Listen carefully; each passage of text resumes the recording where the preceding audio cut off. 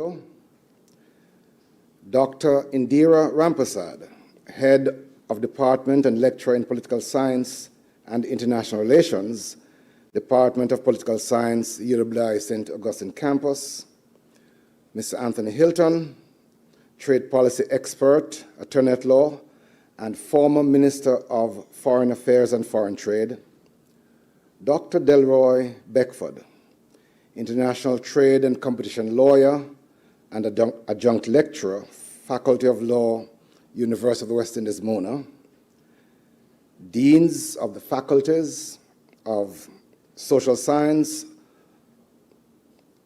Humanities and Education, and Engineering, Deputy University Registrar, other distinguished ladies and gentlemen, here at the University of West Indies headquarters and online, good morning to you all.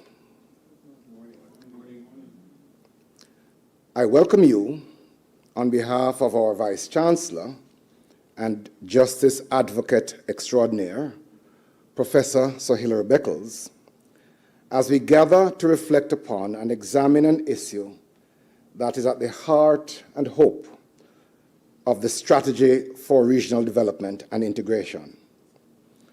Our theme for this timely and timeless conversation is promises, passports, and possibilities, free movement, the CSME, and the Caribbean Regionalisation Project. This forum was proposed by the Vice Chancellor earlier this year, following the 49th meeting of the heads of governments of CARICOM. We do well to remind ourselves that the idea of the CSME was first articulated over 50 years ago in 1973 in the Treaty of Chaguaramas. It was later articulated as a regional promise in 1989 in the Grand Anse Declaration, which established the goal of a single market and economy. The revised Treaty of Chaguaramas, which was signed 24 years ago in 2001, sought to solidify the commitments for the removal of national passports among Caribbean nationals, the creation of a single passport, and providing free movement of goods, services, labor, and capital into a single unified zone. Implementation of these commitments began in January 2006. The question before us is, have we realized these promises? Thus, the broad aims of this forum are to, one, assess how far we as a region have reached towards the realization of the vision of a single market.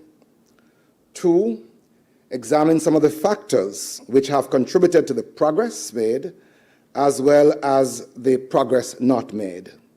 And three, to articulate suggestions for steps for strengthening our efforts towards securing the future we desire. It is instructive that a few months ago, following the July 2025 meeting of the heads of governments, 4 countries have taken steps to effect the promise of free movement. These are Barbados, Belize, Dominica, and St. Vincent and the Grenadines. These countries have implemented their commitment effective October 1, 2025.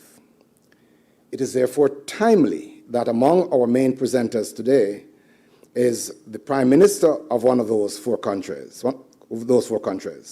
a regionalization elder statesman and advocate.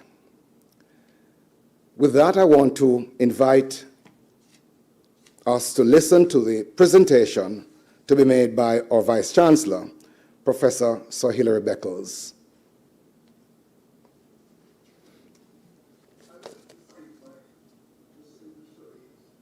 Vice Chancellor, Professor Thompson, for hosting this Vice Chancellor's Forum on this road.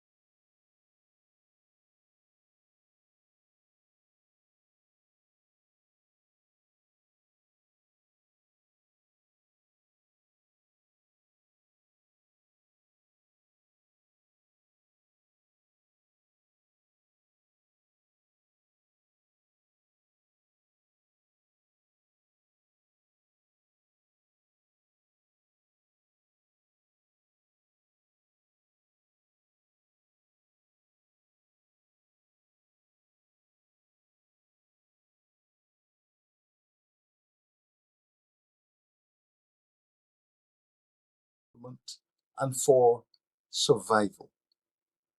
Colonization brought this emergent culture to an end. The islands and the continental perimeter of this Caribbean Sea were colonized by different competing forces within European political systems.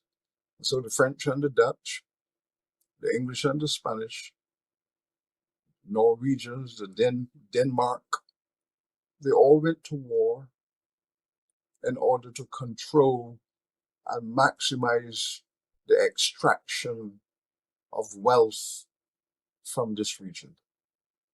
It might have served their purposes.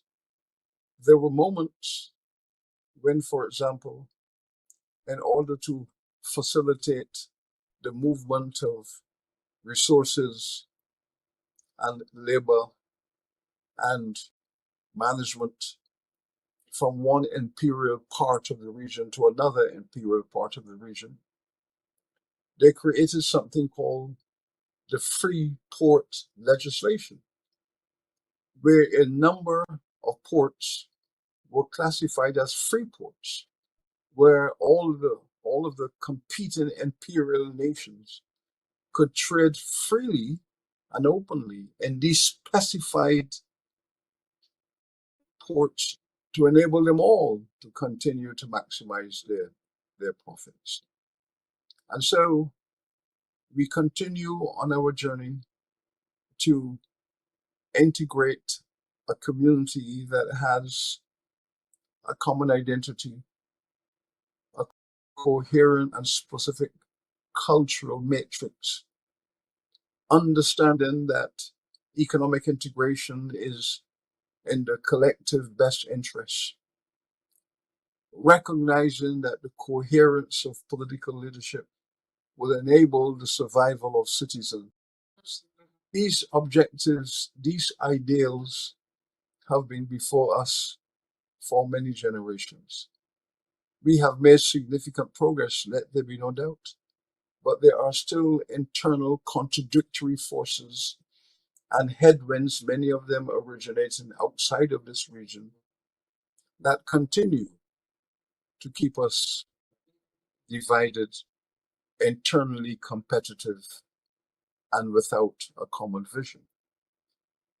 This forum is designed and structured to interrogate this circumstance. There are many intellectuals within this region who have long said that this is self-divisive, it is diminishing of the collective will of the people, and it has no coherent future. Therefore, we are placing back on the agenda the need for a robust regional conversation by this initiative that has been taken by these four communities. I am honored that we have a very distinguished panel, but I'm particularly pleased that Prime Minister Honorable Ralph Gonsalves, who is quintessentially intellectual icon of this narrative over several years, give his perspective and provide his judgment. This is very, very significant indeed, because as we all know, Dr. Gonsalves has been an integrationist, visibly so, for over 50 years in this region. That is a special pedigree that will be placed before all of us as we enter this conversation. So, on behalf of the university community colleagues, welcome you all, welcome all of the public participants, and I hope that at the end of this exchange, we will all be the wiser and the more informed. Thank you. Thank you, ladies and gentlemen. We thank the VC for his comments. At this time, I'm going to invite Mr. Rashawn Winter, a Guild President, to introduce the members of our panel. And after those introductions, we'll be having the presentations by the speakers in the following order. Firstly, the Honorable Ralph Gonsalves, Dr. Justice Garfor, Dr. Indira Rampasad, Ambassador Anthony Hilton, and Dr. Delroy Beckford. After the panelists have presented their opening pieces, the panelists here present will join me here at the front for us to continue the conversation. Mr. Winter, please.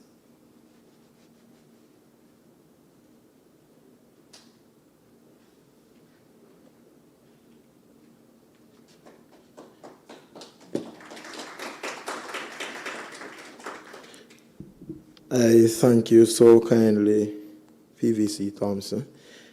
I stand on the protocols as established before. Good morning to all members of our immediate audience and those joining us online. So the task is mine to read the bios for our panelists, and that I'll do now. Let's start with Dr. Delroy Beckford.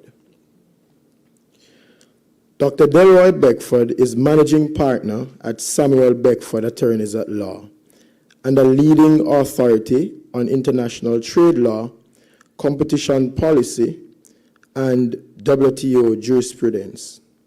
A Fulbright scholar and PhD graduate in global affairs from Rutgers University, he has served as senior legal counsel to Jamaica's Fair Trading Commission and Customs Department. He lectures at the UWITV and Cave Hill and has published extensively on trade remedies and competition law.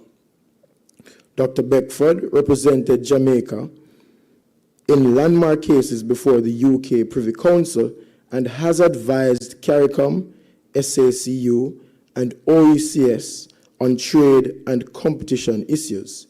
He was admitted to the role of eminent Caribbean jurist in 2019. I invite the audience to give a round of applause for Dr. Beckford. We move on to Professor Sir Hilary Beckles. Professor Sir Hilary Beckles is Vice Chancellor of the University of the West Indies and a globally recognized historian, activist, and advocate for reparatory justice. He earned his PhD at the University of Hull and has been conferred 7 additional honorary degrees to date. He has published over 100 scholarly essays and 20 academic books. He chairs the CARICOM Commission on Reparation and Social Justice and serves on global bodies, including the UN University Council. Under his leadership, UWI established its 5th campus and earned top global rankings.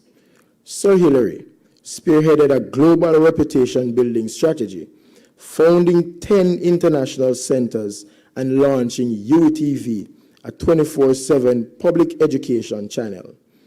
His work continues to shape Caribbean scholarship, institutional excellence, and global equity. Sir Hilary's legacy is defined by visionary leadership, academic distinction, and unwavering commitment to social justice. Let's put our hands together for Sir Hilary Beckles. Dr. the Honorable Justice Anthony Gafoor. Dr. Justice Anthony Gafoor is Chair and Chief Judge of the Tax Appeal Court of Trinidad and Tobago and a leading expert in arbitration, mediation, and international law. He holds a PhD in international relations and lectures in ADR at the UWI St. Augustine. A former senior lecturer in mediation studies and international law, he serves on multiple committees of the Commonwealth Lawyers Association and the International Law Association. He is a certified mediator and trainer and a WIPO justice and a WIPO neutral, His recent co-authored book on the Caribbean Court of Justice explores free movement within the CSME. Justice Gafoor's career reflects a commitment to legal reform, regional integration, and dispute resolution. Let's put our hands together. Now for Dr. the Honorable Ralph E. Gonsalves. Dr. Ralph Gonsalves has served as Prime Minister of St. Vincent and the Grenadines since 2001. A lawyer, academic, and regional statesman, he holds degrees in economics, government, and law from the UWI and the University of Manchester. His leadership of the Unity Labour Party has ushered in reforms in education, infrastructure, and social justice. A vocal advocate for Caribbean sovereignty, climate action, and reparations, Dr. Gonsalves is a pillar of regional diplomacy. His enduring commitment to integration and development makes him one of the Caribbean's most influential political figures. Let's put our hands together for Dr. Gonsalves. Ambassador G. Anthony Hilton. Ambassador Hilton is a distinguished attorney at law and a seasoned public servant with deep expertise in international trade and aviation law.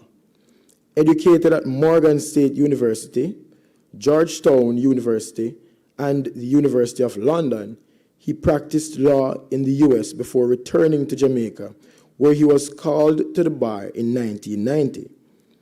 His public sector career spans roles as Minister of Mining and Energy, Foreign Trade, Foreign Affairs, and Industry, Investment, and Commerce. As Minister, he championed the MSME and entrepreneurship policy, shaping Jamaica's support framework for small businesses. Appointed ambassador or special envoy in 2002, he has negotiated key trade agreements and holds Bening's highest national honor for his role in the Cotonou Agreement with the EU. Ambassador Hilton currently leads the international trade practice at his firm. Let's put our hands together. Dr. Indira Ramprasad. Dr. Ramprasad is head of the Department of Political Science at the UWI St. Augustine and a leading scholar in Caribbean politics, international law, and regional integration. She holds multiple advanced degrees, including a PhD in political science and an LLM in law. A two-time Fulbright scholar, her doctoral research focused on U.S. foreign policy toward Cuba. She has served as Commissioner of the Equal Opportunity Commission and as an election observer with the OAS. Dr. Ramprasad is co-author of a seminal work on the Caribbean Court of Justice and a frequent media commentator. In 2025, she received the Republic of Trinidad and Tobago's Public Service Order of Merit Gold for her contributions to national development. Let's put our hands together. And finally, but by no means least, our PVC Professor Kenwood Thompson. Professor Kenwood Thompson is Pro-Vice Chancellor for Undergraduate Studies at the UWI and Director of the Caribbean Center for Educational Planning. A scholar in educational leadership and policy, he holds a PhD in educational administration and has led transformative initiatives across the region. He has authored 7 books and over 20 journal articles and received multiple UWI awards for research and impact. Professor Thompson has advised UNESCO, UNICEF, and the IDB and founded the Caribbean Leadership Reimagination Initiative. His work bridges education, governance, and regional development. Ladies and gentlemen, in our immediate audience and those online, please again applaud. Applaud as well in your own spaces, our panelists. Thank you very much, Mr. Winter. I now invite Dr. the Honorable Ralph Gonzalez to give us his perspectives.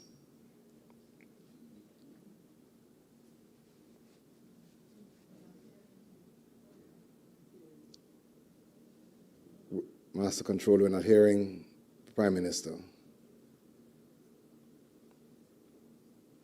Prime Minister, can you hear us? He's hearing.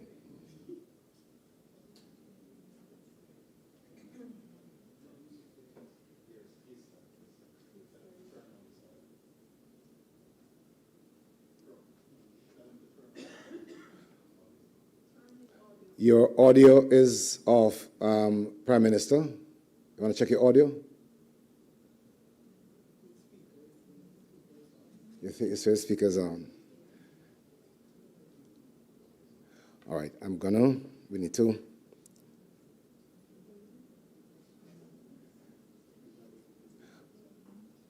Okay, so I'm going to ask us to ask you, Prime Minister, to check your audio. Yes, we'll tidy this up. I'm going to ask Dr. Justice Anthony Garfor to stand by. We're going to pivot to Dr. Garfor while we sort out the issues with Dr. Gonzalez. Dr. Garfor, are you there? Are you there? Yes, I am. Right. BBC. Okay, all right. Let's have your comments, your opening 5 to 7 minutes comments. Thank you very much indeed, and thank you very much for the opportunity to contribute to this very, very distinguished panel, and of course to UWI and UWITV for the very kind invitation. So I'd like to address my opening salvo under perhaps 4 separate issues or 4 separate heads, one of which, or the first of which, really relates to the vision and ambition of the CSME. And to me, a very, very good starting point is really an understanding of what was intended by the drafters of the treaty, of the revised Treaty of Chaguaramas, because that treaty has not only underpinned the whole process of free movement of persons, but also the entire regional integration process, building upon the initial Treaty of CARICOM back in 1973. And I just want to highlight 1 or 2 elements of the preamble, which to my mind speak very, very well towards the topic under consideration today. And I think the vision and ambition of CSME is very well encapsulated and articulated in, for example, one of the elements of the preamble, which speaks to the fact that the parties, the state parties, are very much resolved to establish conditions which would facilitate access by their nationals to the collective resources of the region.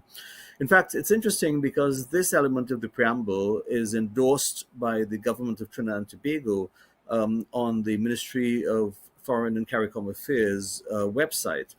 And I think one can also look at, apart from the question of free movement of persons, other related rights which are also reflected, one of which is the freedom of establishment and the freedom to provide services throughout the region. So if one goes back to the preamble, one of the issues which is highlighted there is the vital importance of land, air, and maritime transport, something that, to my mind, the region has not always excelled in, particularly in terms of the cost factors. And there are other issues, particularly the absence, up until the revised Treaty of Chaguaramas, of a dispute resolution mechanism, which we now have in the form of the Caribbean Court of Justice. That was really missing from the original arrangement among the four contracting parties back in 1973. And since 2005, the Caribbean Court of Justice has been quite active in that regard. So it seems to me that in terms of how states have prioritized the agenda, one can look no further than the recent heads of government conferences. The 45th conference in particular endorsed the idea of free movement for all without restriction. And I think that has been an important development in terms of encouraging the growth of regional integration, particularly with the free movement of persons. And then, of course, more recently, and I'm sure we'll hear more about this, the idea that we now have the enhanced cooperation chapter of the RTC, which allows four member states, particularly Barbados, Belize, Dominica, and St. Vincent and the Grenadines, to proceed to full free movement among themselves from the 1st of October this year. And I know that there may be issues that are still to be worked through, but it does seem to me that that sets an important agenda and possibly an incentive for the other member states to consider following suit in due course. The other thing I want to touch on is the question of implementation, because we've often reflected on there being an implementation deficit in the region. And there may be all sorts of reasons for that. I mean, one can understand that the RTC has in particular imposed two key restrictions. One is that the right to free movement has been restricted if someone may be a charge on the public purse, and secondly, if that person may be a threat to national security. And of course, that played out particularly with the COVID-19 pandemic, where states had imposed border lockdowns, and particularly with regard to safeguarding the health of their respective citizens. So I think that those two restrictions are likely to remain, even if we are very much in the mode of engaging in reform. And I think I would also like to highlight the fact that many of the domestic laws are still not fully treaty compliant.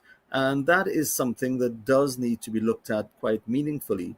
If we go back to the Vienna Convention on the Law of Treaties, Article 18, that specifies that member states are to refrain from acts which would defeat the object and purpose of the treaty when they have signed the treaty, or if they have engaged in any other actions which endorse the treaty, subject, of course, to ratification.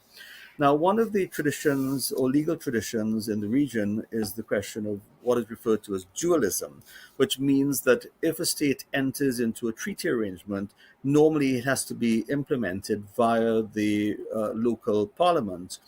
And while there may be differing views on this concept of dualism, it is still an important adjunct in terms of building upon the intentions of the treaty drafters. And I think to that extent, the region has been very, very slow to implement certain important treaty obligations, one of which is the agreement establishing the Caribbean Court of Justice, because while they've all adhered to that arrangement, we have only had 5 member states that have subscribed to the appellate jurisdiction of the Caribbean Court of Justice. So they've all signed on to the original jurisdiction, and we've had some 40 odd cases emanating from the CCJ. But with regard to the appellate jurisdiction, that, to my mind, has been an important consideration which needs to be looked at in terms of any future developments. So it does seem to me that on those 4 planks, the question of the vision, ambition of the treaty drafters, the question of the extent to which we have a defined agenda, which I think we can now see taken forward under the heads of government conferences, particularly the 45th and 49th conference, which demonstrates very much a commitment by these 4 member states, as mentioned, Barbados, Belize, Dominica, and St. Vincent and the Grenadines, to take forward the concept of free movement. We can see perhaps a much more manifest demonstration of that commitment to the aspirations articulated back in 1973, and now, of course, brought to the forefront by this most recent development. So I think, though, that there's a lot of work to be done, particularly with regard to the harmonization of law, rules, and regulations, an issue that the European community actually, or the European Union, has been grappling with for many, many years. And I do think that we've had some distinguished commentators in the region, one of which is the late, great Professor Norman Girvan, who highlighted the absence of that level of harmonization. And I think that has been a key impediment towards greater regional integration. So with those few words, those are the aspects that I would like to highlight in the topic under consideration.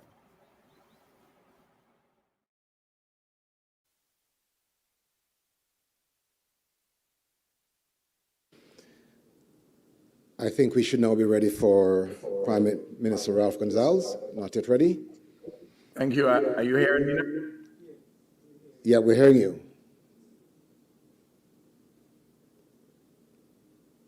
I'm very grateful for the comments of Dr. Justice Gafoor.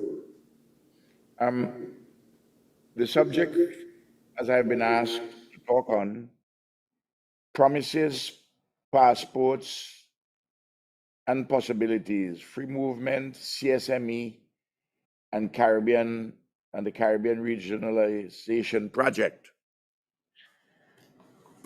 I don't want to do much background because I'm assuming that the audience is quite familiar with all the antecedents towards regional integration, save and except to say that it has long been established quite sensibly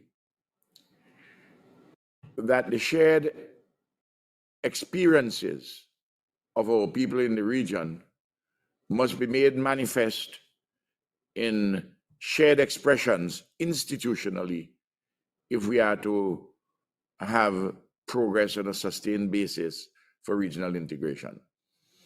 That has been so since the 1947 conference in Montego Bay, right through all the various iterations of the integration movement, and thereafter works such as those by Havelock Brewster and C.Y. Thomas on the economics of Caribbean, the integration of economies in the Caribbean, and that famous text published in 1969 or thereabouts by ISCR, and through the Treaty of Chaguaramas of 73 and the revised Treaty of Chaguaramas of 2001. So we are seeking to build institutional arrangements from which we can benefit. And the integration project is an extension of the domestic project in our region, which stems way, way back from the social democratic revolution in the anti-colonial uprisings in the 1930s. In fact, today, October the 21st, is 90 years since the people of St. Vincent and the Grenadines rose up against colonialism as part of its is thrust towards national and regional liberation. And the social democratic revolution is still yet, the tasks are still yet to be completed, including those addressing regional integration, the deepening of regional integration. Now, specifically on the question of freedom of movement, I think we must mark the progress which we have made thus far. And this freedom of movement is central to the project of the Caribbean single market and economy, because it doesn't make sense that we have the movement of goods, movement of services freely, movement of capital, and we can't have freedom of movement of persons. Article 45 of the revised Treaty of Chaguaramas establishes a goal, that is to say, complete freedom of movement. And then Article 46 proceeds to say, well, to get to that particular goal, we are going to allow for the free movement of persons who have particular skills. And some skills are listed in the revised treaty, and they have been expanded as a consequence of decisions of the heads of government, which constitute part of community law, regional community law.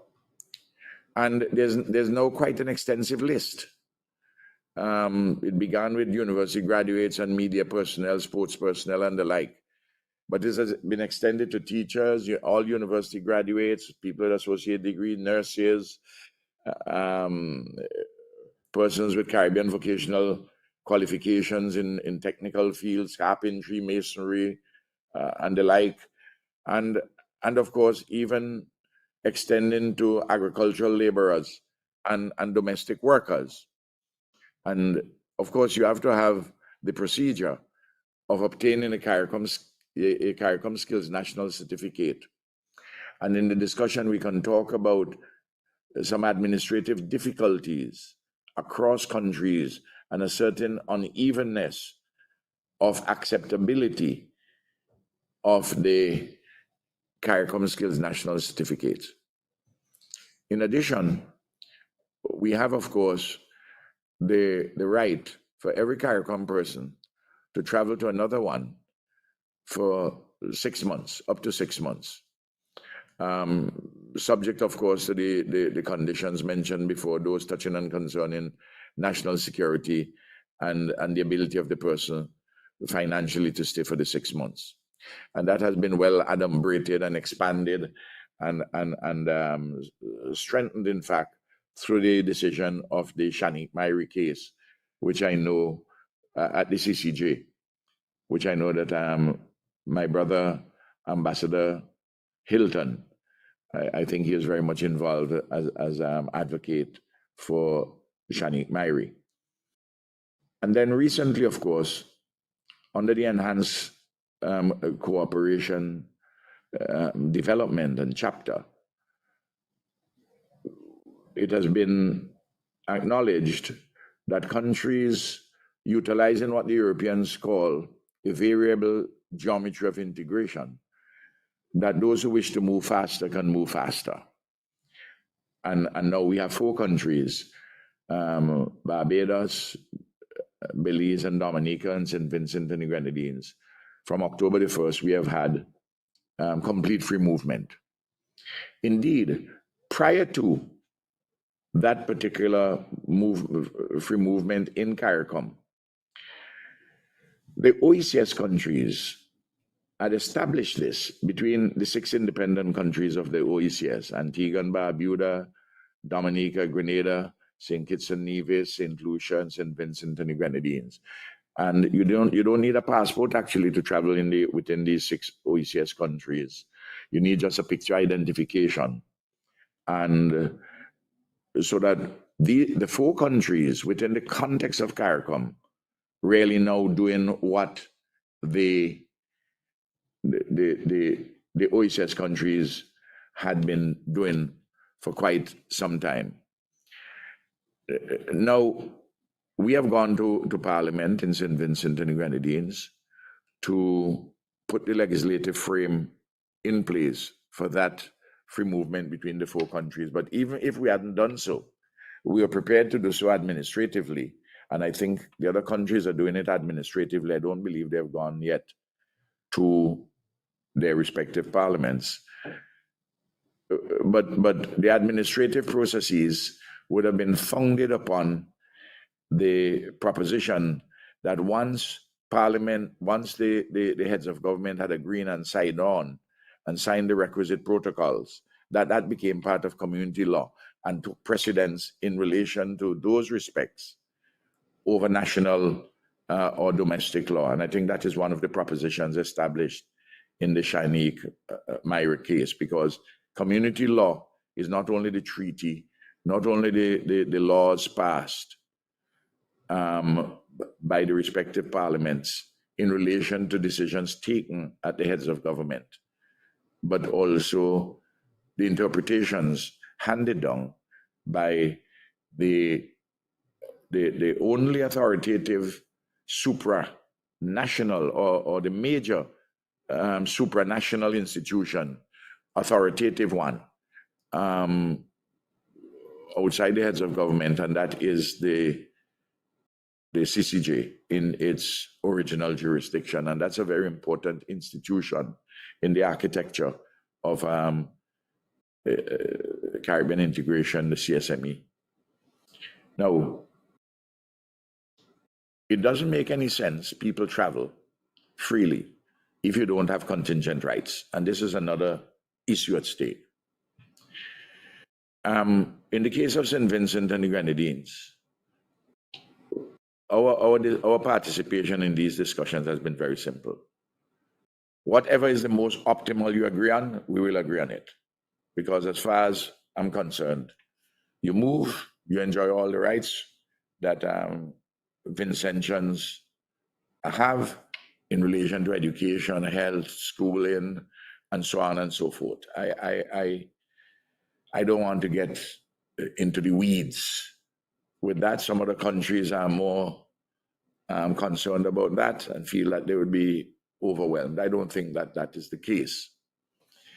But there has been an agreement of a minimum set of contingent rights for persons who have been moving under the CARICOM Skills National Certificate, and particularly in relation to the freedom of movement completely between the four countries, which I've just indicated, those which have come aboard since October the 1st.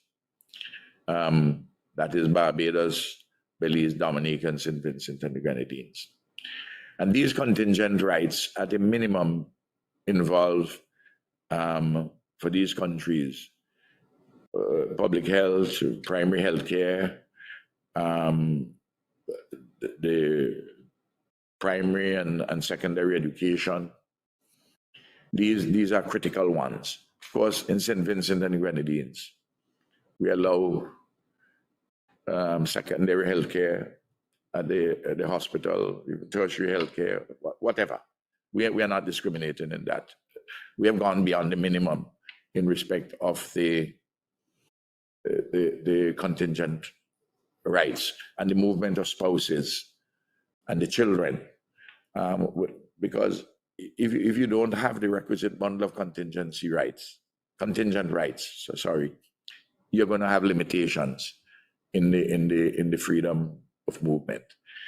In a large strategic sense,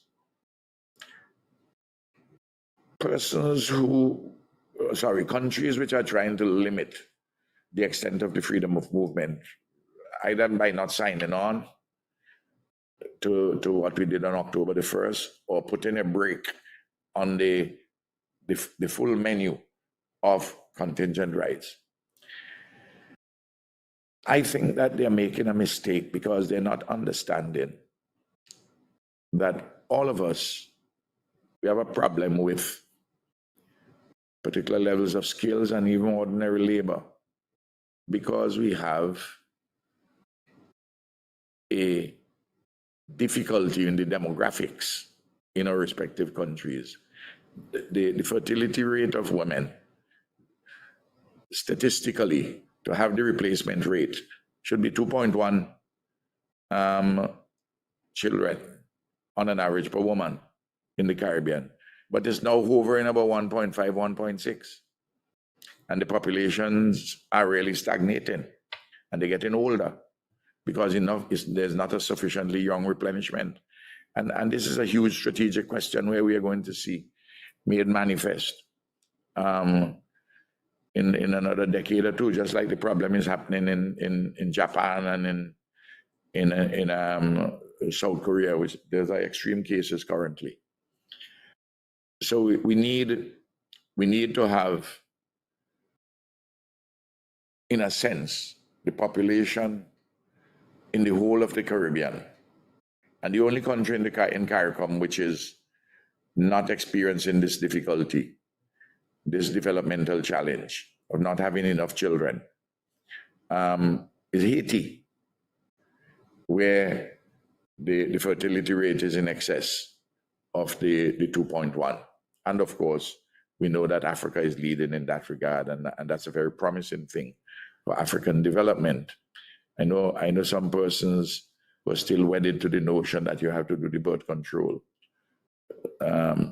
Maybe, I could understand the Malthusian notion, but the Rastafari brothers and sisters probably have been correct all along on this particular question. Not that I'm saying that there was any conspiracy in that regard. I'm just talking about in a broad strategic policy sense. Now, in relation to, and it's fair for me to mention, in relation to Antigua, which has entered a reservation concerning the freedom of movement within the CARICOM setup, we have to give them a pass, because in Antigua, half of the population is already non-Antiguan. So they, in a sense, have gone way ahead of everybody else in terms of movement of persons. And the society just wants at least to have a pause in that regard. In relation to the OECS, they have no pause, but in relation to the wider Caribbean, the wider CARICOM, because of the large numbers, they have had to enter a particular reservation. And I fully understand that. And we all have to be very practical as we are going forward with this exercise. My brother, Dr. Justice Gafoor, widened the discussion naturally in relation to rights of establishment and the like.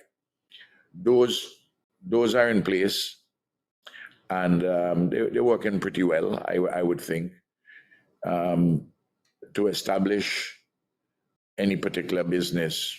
You're permitted to own lease land of a particular size. In the case of St. Vincent and the Grenadines, we put a restriction because we have limited land and we have an alien landholding license system, but that doesn't impede the question of the establishment of businesses, the right of establishment. A big problem we have in integration is the fact that we haven't figured out yet how to address the cross-border payments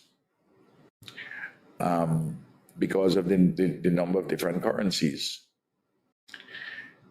In St. Vincent and the Grenadines, we have the situation with Trinidad and Tobago, especially, where we buy on an annual basis about $80 million from Trinidad and Tobago. And we pay them in US dollars for petroleum products, manufacturing services of one kind or another. We sell agricultural produce to Trinidad and Tobago. Historically, we used to sell at the high point, maybe 15, 20 million US. It has come down now to less than 4 million US because we are not getting paid in US dollars. They want to pay our traders in agricultural produce in TT dollars. Well, you get the TT dollars in Trinidad. In order for it to be meaningful, you have to buy goods in Trinidad and bring them to St. Vincent to sell them in order to get your money. If you bring the TT dollars here, it's really of no use to anybody because the TT dollars do not have any real marketable value inside of St. Vincent, Grenadines, or anywhere else. We have tried to work with the various central banks. Ours in the OEC, in the Eastern Caribbean Currency Union, Trinidad and Tobago, is a nightmare, and we haven't gotten anywhere. And that is why there's been a bottoming out of trade between Trinidad, St. Vincent and Grenadines, and Trinidad in respect of the currency payments.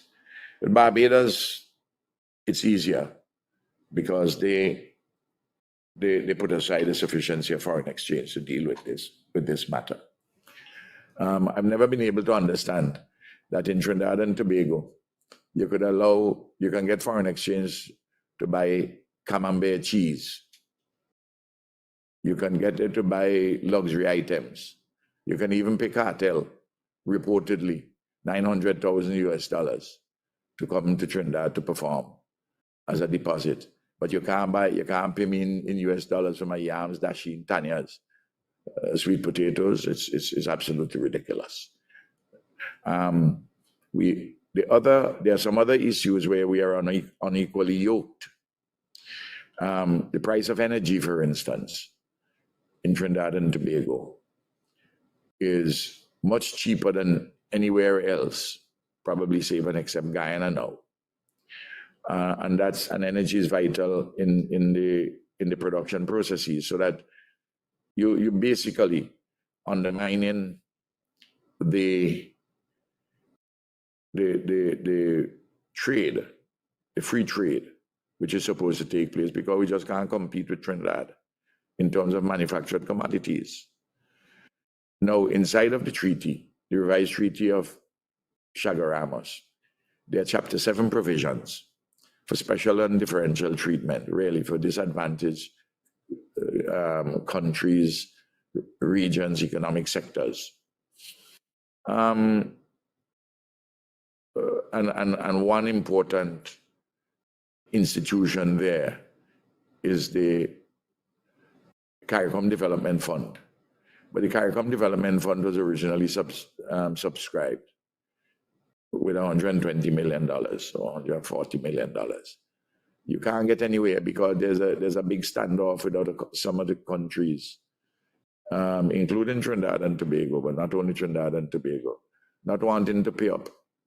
They're and fighting the extent of the assessment into the CARICOM Development Fund. These are real practical problems you have to resolve. And then there's the issue of Trinidad, the Piarco Flight Information Region controlled by Trinidad and Tobago. And that's a historic issue. It used to be private sector before independence, and Dr. Williams, had it repatriated. But Trinidad controls the Piarco Flight Information from Port of Spain going right up to St. Kitts, and they make the money from it. They manage it. We don't even have representation as to how that is managed. Occasionally, they will give whether Barbados or the OECS countries some computers and one other things discretionary. I don't really want that. I want us. It's our property, the airspace, the upper airspace, and we have to deal with that. So there's some outstanding issues which we have to address. And if these are not addressed efficaciously, you're going to have continued tensions within the movement. The other thing is recently, within the integration movement, the other thing recently, what we have to solve within CARICOM is this issue where we are dealing with the coordination of foreign policy, which is one of the 4 areas of activity delineated for the purposes of CARICOM. There's we have the matter of coordination of foreign policy, functional integration in education, health, climate change, and the like, disaster management, the question of economic integration on trade, and the question of security. Now, how are you going to control, how are you going to coordinate foreign policy in a proper way when we can't agree on a simple matter as to what constitutes a zone of peace? Trinidad and Tobago now has a view of the zone of peace, the CARICOM and Latin American area as a zone of peace, where, in my view, it's a misguided notion. I think they need to reflect on that, because when you talk about an area being a zone of peace, you're talking about a matter involving state actors, that one state actor should not intervene or create threats of intervention or interference in another state. We're not talking about non-state actors in the definition of a zone of peace relating to drug trafficking and trafficking in arms and the like, or trafficking in persons. If that were the case, there's no way in the world which could be called a zone of peace, because people, you have crime everywhere. We are dealing with what are state actors, and that is what the states can agree upon, and that is within the context of international law and governing this particular matter of peace and security. So we have to sort that out, and that the manifestation of that particular confusion is quite evident with the responses to various countries in the region in the current standoff between the United States of America and the Bolivarian Republic of Venezuela. And what may happen there would affect us in a very serious way. If you have any move towards regime change in Venezuela instigated by any external force, you're going to have a lot of refugees. And you're not only going to have good people move in, because anytime you have conflict and war, a lot of bad people move because bad people see opportunities to make money. It has been the history of human civilization, just as we have it happening in Europe at the moment from conflict zones in Africa and the Middle East. So they're going to go to Trinidad in their droves, they're going to go to Grenada, and they're going to come to St. Vincent and the Grenadines. And what we think now is a difficulty. It's going to become a crisis, and it would affect Guyana in a very intimate way also. So we are in difficult and troubling times at this moment, and we need to have a patience and a calm, and we need to be mature in our judgments and to stick to some elementary first principles and work them through as practical statesmen and stateswomen. I would want, there are other things I could say, but I would participate in the discussion. I don't know how much time I'm being allotted. I just want to say that for those on the panel, if I get their addresses, their mailing addresses, there's a book I've just published. It's available on Amazon, but I don't want the panelists to go and buy it on Amazon. I want to send it for you. It's called Regional Integration in Our Caribbean. It's by me. Every time we are having elections in St. Vincent Grenadines, I write one or two books to contribute to the discussion. And before the end of this year, we are having general elections in St. Vincent and the Grenadines. At least so I've been advised. So this is part of the discussion, which I think students and policymakers are going to find it very useful. And there's another one which is forthcoming, a much larger volume on Caribbean political leadership, because leadership is always an important question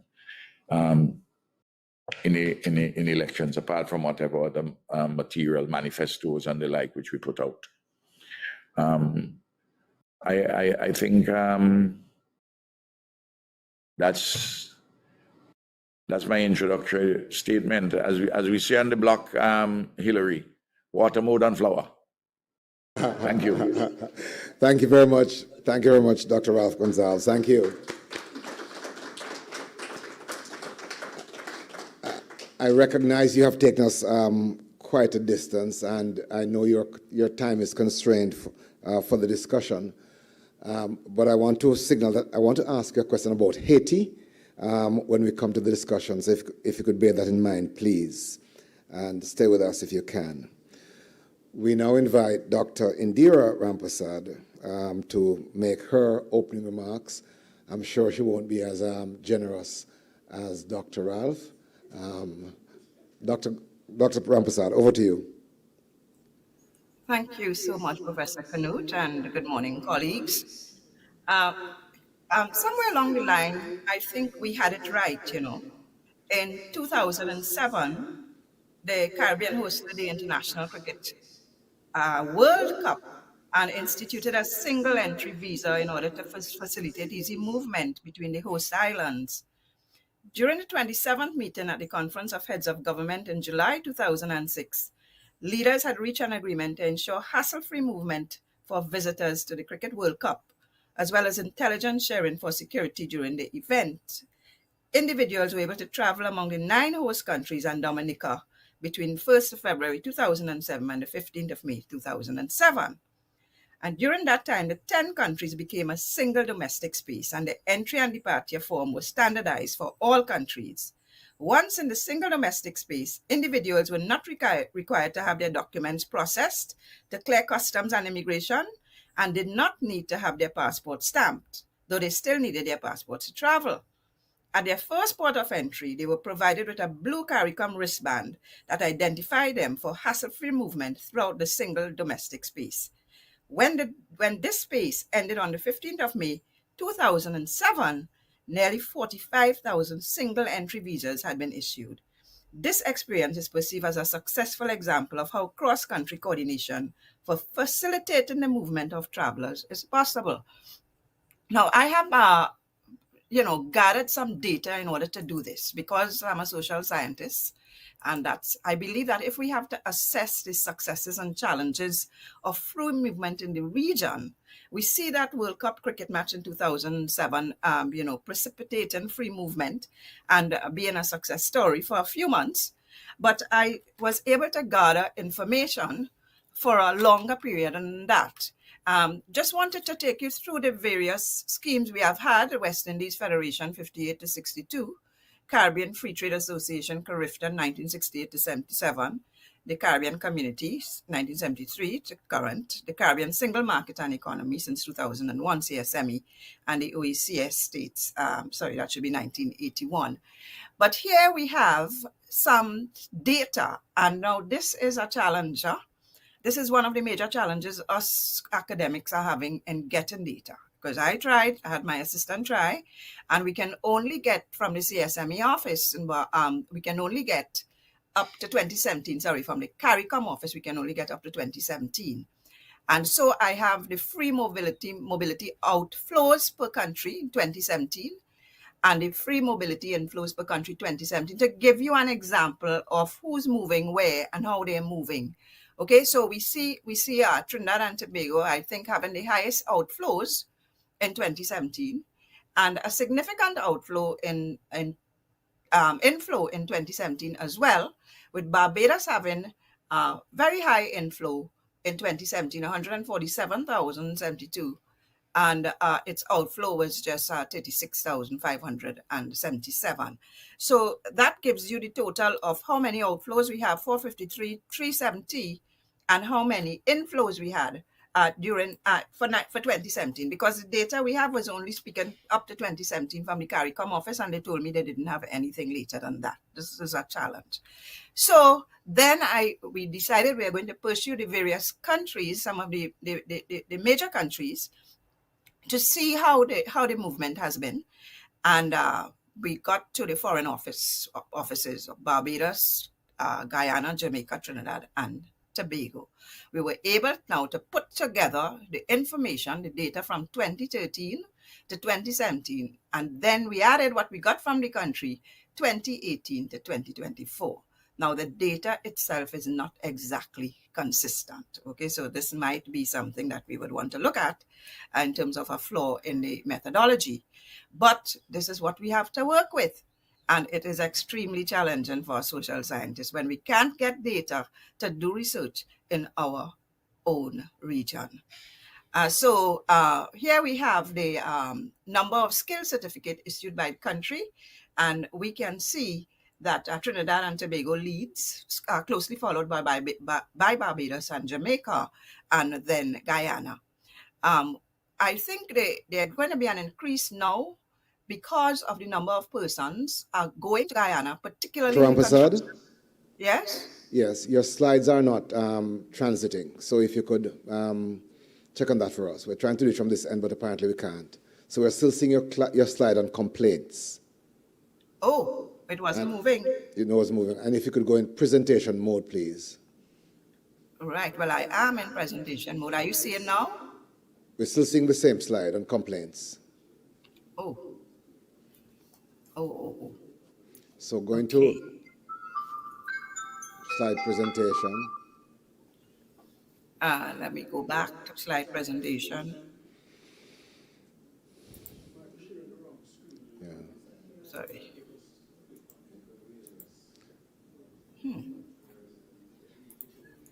So yeah.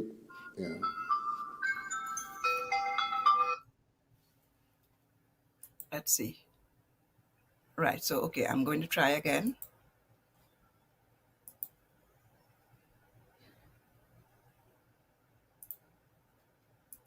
Can you all see the screen now? Yes, but not. Yeah, we need to see it larger if you can, though. So present. Yes. So. Okay. That's better? Yes, yeah, a little better, but scroll down to the slide about which you're speaking with the data. Right. So this one was the inflows and outflows that I just discussed. Right. And I Yes. gave the figures there. And this one now is the one we compiled from 2013 to 2024. And can you see this one? Yes. So, yes. So, yes, it's phone. Okay. Right. So what I was saying is that we had to compile two sets of data, one from the country, and one from the country, and one from the CARICOM office in order to get this together. So it's been quite a challenge, and we were able to put it together. We know that there may be a little flaw here because of the way the data is processed, the way the data is collected, the way the data is processed. So, for example, the one from the CARICOM office up to 2017 would have been verified. It would have gone through the verification process. But the one from the countries may not have still going through the verification process, because you can verify a skill certificate for up to 6 months. You have up to 6 months to do that. And so we don't know how many of those that we got from 2018 to 2024 were verified. But the blue column there is going to indicate to you the total number of skill certificate issued by country. I'll give you an idea between this period 2013 to 2024. So this is what was issued by Barbados. Okay, this would have been issued by Barbados, and these countries would have been the recipient countries. So, for example, here Antigua and Barbuda would have received 32, and for each, it measured it for each year from January to December. Barbados would have received 1,188. Belize would have received 12, and so we go for the different countries. We have the same data here for Guyana. Okay, so Guyana issued for its own nationals 1,387. We can see, because countries, the process starts at the home country. The process of issuing a skill certificate starts at the home country. And when the citizen go to the other country, is moving, let's say a citizen from Trinidad moves to Barbados, they should have an office. Sometimes it's a training center, sometimes it's a designated office to verify these skill certificates. Trinidad and Tobago is the only country that would not verify with incoming citizens from other countries. Rather, it reissues a skill certificate. So it doesn't go with the original one that was issued by the other country. And this conversation we had with people from the Foreign Affairs here in Trinidad and Tobago Foreign Affairs Ministry. All right, so here we have Trinidad and Tobago and the number it has issued, and the column in blue will give you an indication of this number of skill certificate that has been issued. Now we have a distinction to be made between skill certificate and work permits. All right, so a lot of countries are not going the way of skill certificates, and that is actually what in the treaty. So they are deviating from the revised treaty of Chaguaramas, and they're keeping the traditional work permits. And the skill certificates is supposed to be of a higher standard than the work permits, but some of the countries are continuing to issue work permits. And here we have some data in 2017 of how many work permits were issued and how many skill certificates were issued by some countries. So we will see Antigua and Barbuda, the Prime Minister mentioned, Minister Gonzalez mentioned Antigua, how many they're giving, but it's more work permits than skill certificates, 1685 versus 12 for 2017. Okay, so then the categories, the RTC mentioned the various categories, and the people who are moving most or who are obtaining more skills certificate are actually university graduates. Our students, 71.3%, are obtaining most of those skill certificates, followed by the holders of associate degrees. So we're seeing the educated regional public moving more. The artisans, those are the craftsmen and whatnot, they are 5.13%, nurses 4.64%, and sport persons 2.4%. The artists are just 1.76%. Then we have here the nationals who qualify for skill certificates and the way that the states have implemented them. And here we have the sports person, artists, media workers, university graduates, and musicians are implemented by 12 states. The non-graduate teachers, the household domestic with Caribbean vocational qualifications, CVQs they call them, the artisans with CVQs, and the person with associate degrees, CAPE or O-levels, that have been implemented only by Jamaica, Guyana, Grenada, St. Vincent, and the Grenadines. Agricultural workers and security cards up to 2017 were not yet defined. I don't know if they were defined thereafter. I haven't been able to find that information. But a lot of the countries have created national training agencies or similar institutions to do the verification process on the individual skills. Artisans still pose a problem, a challenge as to their skills, as to what exactly their skills are and what is required. And here we have, I hope, Professor Kanu, that you all can see the slide. Can you see the slide? Now I'm moving to the Yes, we can. Yeah, the percentage of denials of entry by country. So interesting statistics here, again, 2017 from the CARICOM office. Trinidad and Tobago has the most denial of almost 81%, 80.63%. And this is followed by Antigua and Barbuda, 6.303, Guyana, 4.7, Jamaica, 3.5, and Barbados, 2.4. And this is the other diagram here talks about the number of denials of entry by country, and this was the percentage. So this is the number here. Belize 27 persons, Jamaica 38, Guyana 59, Antigua and Barbuda 75, and TNT 1,003. Now, when we spoke to persons at the Foreign Office Bureau in Trinidad, CSME Bureau in Trinidad, and we asked about this high figure, what they were saying is that that is not necessarily denial. That is a reflection of the cancellation, and then they were reissued. So this CARICOM office recorded it as a denial, but a Foreign Office defended it as being a reissuance, so they were reissued, and this figure 80.63 is not entirely correct. Now, I can't verify. So complaints. Now, what about complaints? Professor Canute, you would know that this forum was discussed at a UF and GPC meeting. And, we were talking about our students having challenges moving. Although the statistics are showing that a large number of students are moving, they are having challenges at immigration. And university officials, including university registrar, my colleagues at WIGAT, I'm the president of the union, and my WIGAT colleagues from Jamaica were also having problems coming in for a meeting, a regional meeting, in July last year, 2024, where they were, held up by the immigration officers and being interrogated. A lot of questions about how much money they have and where they're going, la la la. So that certainly is not hassle-free travel. And so the problem is, we have a problem with immigration procedures. And a lot of the complaints that came in 2017 and before that were related to immigration procedures and were presented against the immigration authorities.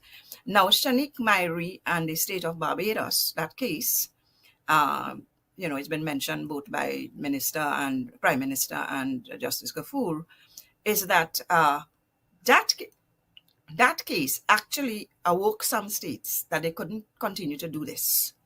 And so the number of complaints have reduced since Shanique Myrie. The ruling was very, very clear. And what would constitute, undesirable persons and a charge on the public purse and all that. The case went on to articulate that very, very carefully, those principles. And so there has been a reduction, I understand. Also, individuals can take cases according to Article 222 of the revised Treaty of Chaguaramas. Individuals and non-state entities, private entities, companies, corporations can take matters to the Caribbean Court of Justice.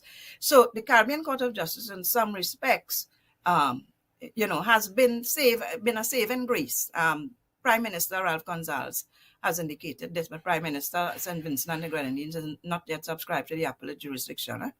All states subscribe to the original jurisdiction that is mandatory. Okay, so then we look at issues with implementation, the visa requirements. There are a lot of issues with implementation. In addition to the immigration officials' problem, there are a lot of issues. And so we see that Dr. Rampersad, can you hear me? I'm going to ask you if you could pause, if you could hold this slide for the discussion phase. You've touched on some important matters. I would want us to come back to this. So if you could wrap for us in a minute or so, please. I certainly can. Okay, so this is just showing the countries that have totally removed the visa requirements. And then we have other issues of implementation, a whole list of them I have there, with most of them are self-explanatory. So I can discuss the recommendations later, Prof. Canute. Thank you so very, very much. Let's give Dr. Rampersad a round of applause. So as indicated, there are some issues you've raised to which we want to come back. But at this time, we're going to invite Ambassador Anthony Hilton to come and do his presentation, and trusting you'll be able to work within the prescriptions.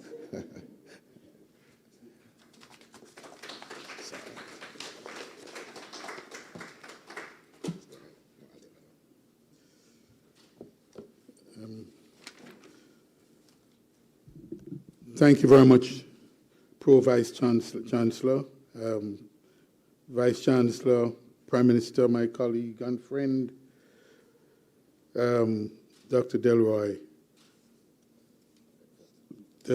Beckford, ladies and gentlemen in the audience here in Jamaica and online. Well, much has been said, and as usual, when you come at this place in the batting order, you have to pivot to be relevant, and I want to do that. So what I'd say simply is that, first of all, I've been pleased to be on the journey, at least from Grand Hands until now. And it has been a roller coaster.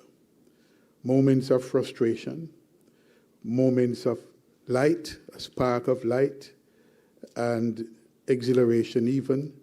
And I think we're at this point and on this subject, I think, a moment, a moment of exhilaration, hope, because 4 of the countries, the member states, have taken the bold step of implementing what was the vision in Grandance, which is free movement, hassle-free movement throughout the region. But the point, I think the general point is that the CARICOM Treaty itself, as it was constructed, by its very definition, could not deal with all of the minutiae. They had to address the issues in broad strokes, in provisions of the treaty, obligations, rights, and privileges.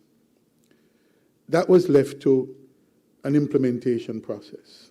It was left to institutional building, functional cooperation, policies, and strategies, whether it's through harmonization strategies and other strategies to really give effect to the intentions and the goals of the treaty. And that process has been very difficult, very painstaking process. But my sense of it is that we have to exercise some patience, because it was never an easy task. And I think in the heady days of Grandance, when the broad vision was articulated, very few persons, I believe, understood the enormity of the task. And it is a difficult task. When you consider that the Commonwealth Caribbean countries have been the longest surviving integration effort among developing countries, and certainly among countries generally. Given all of the constraints we have of resources, of skills, the challenges we have from time to time of the limited skills we have migrating outwards, I believe that we have and are really doing reasonably well, given all of the challenges that we have.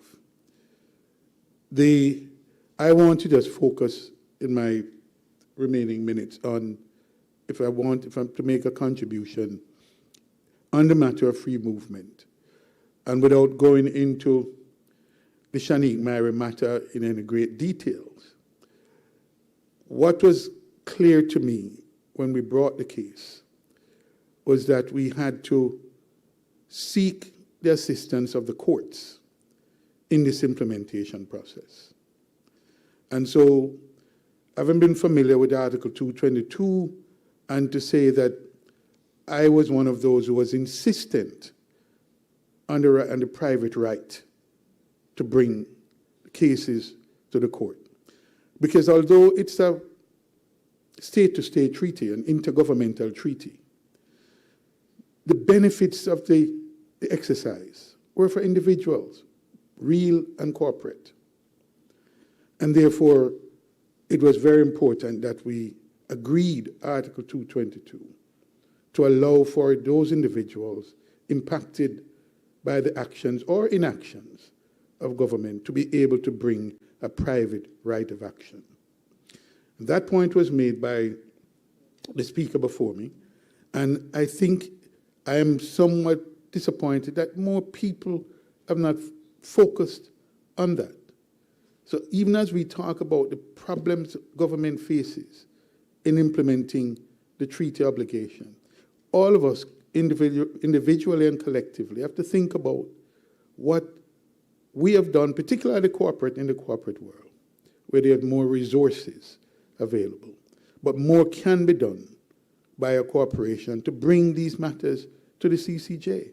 The CCJ, to my mind and my experience, is anxious to address some of these problems. It shouldn't fall just to governments to move the treaty process along.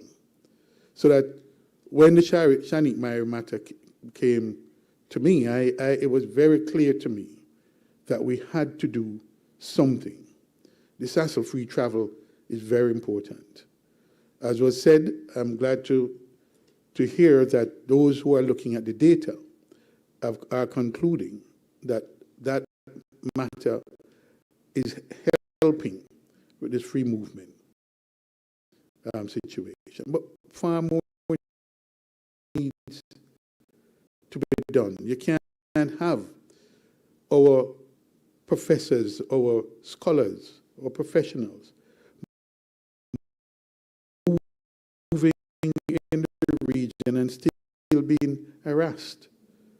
I mean, I've gotten complaints, but that's all it has been. People have complained when they say, let's take this matter forward. The truth is, for the individual, it can be taxing. But I believe more can be done. And we've pointed the way that we can invite them when actions that are taken impact the benefits for individuals and corporates, that we can take matter before the CCJ. I'd want to just look at the implications of this free movement. The free implication is really about trade. It's not just that person yearned to move elsewhere. And that too is part of the rights, properly understood. But critically, the CSME was put together to ensure that we have a development strategy and goal to drive growth and sustainable development. At Grandance, the visionaries not only spoke in terms of the factors of production, the 4 factors plus right of establishment, but they also spoke about environmental matters, health matters, education, and all of those things that are part of the ecosystem that we must have in place if we are going to realize sustained growth and development. So the part I want to spend a few minutes on is really the trade aspects, because for too long, our trade arrangements and our view of trade has been very limited. That's focused all of our agreements, perhaps with the exception of the EPA, Economic Partnership Agreement with the EU, are focused solely on goods trade. When in fact, much of what we have to offer ourselves and the world is services, cultural services and other services. We have to, our current trade agreements are limited, they're shallow, and they will not do the work that is required. They're not modern, they're not contemporary. They deal with none of the issues having to do with e-trade. And e-trade is a trend. That's where the world has gone, not going. And yet we are behind.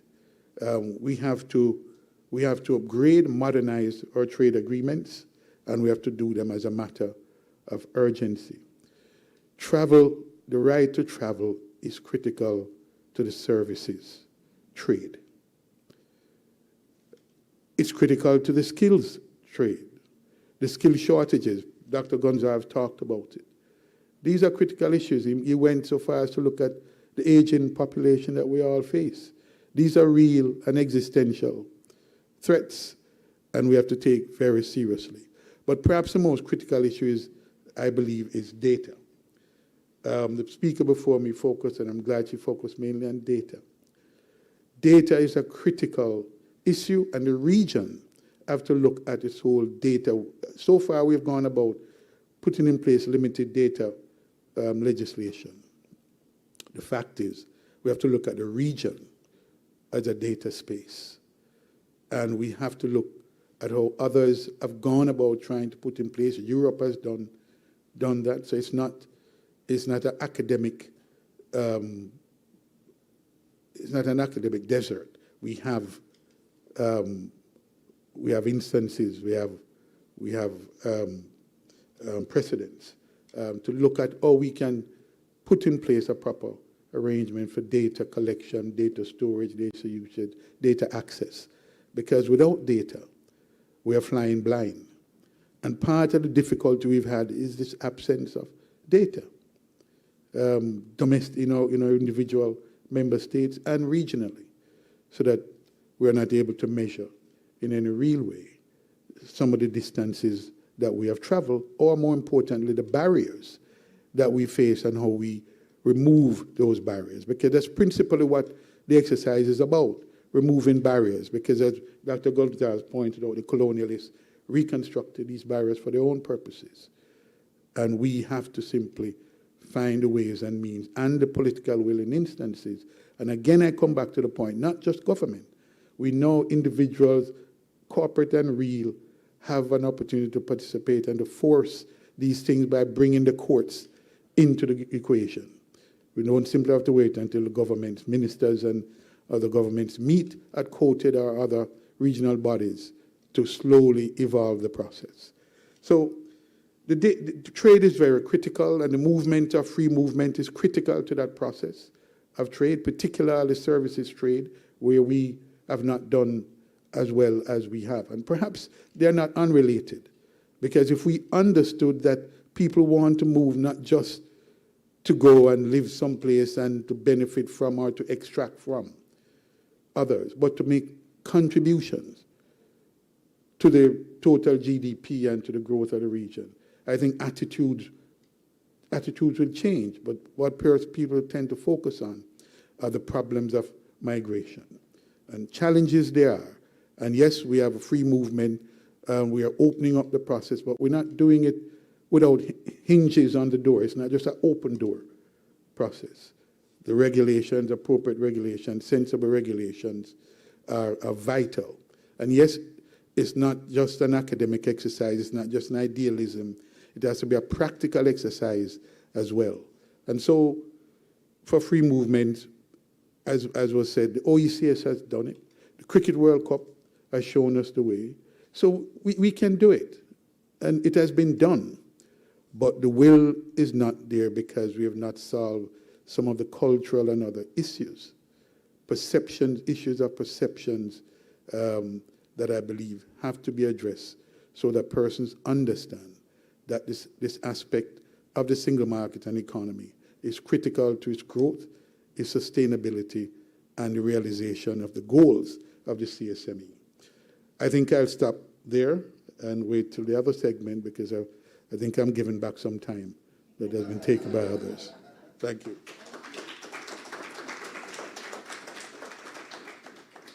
Thank you very much, Ambassador.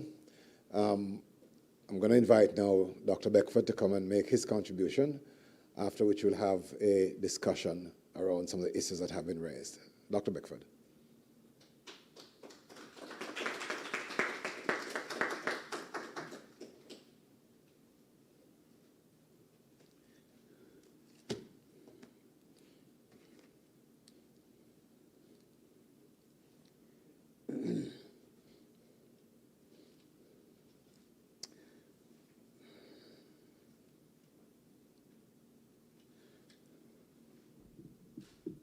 Thank you, Professor Thompson. Let me first say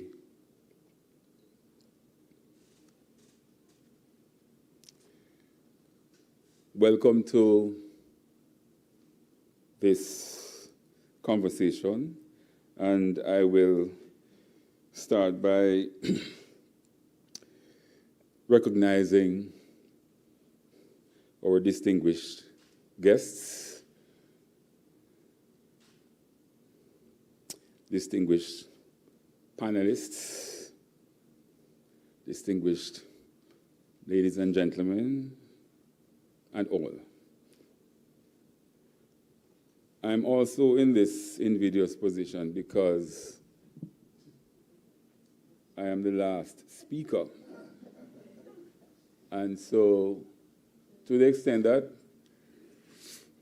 passports and possibilities and free movement, to the extent that those issues have been covered without wanting to duplicate efforts, I suspect that I should focus on the CSME project, or the CARICOM project so-called.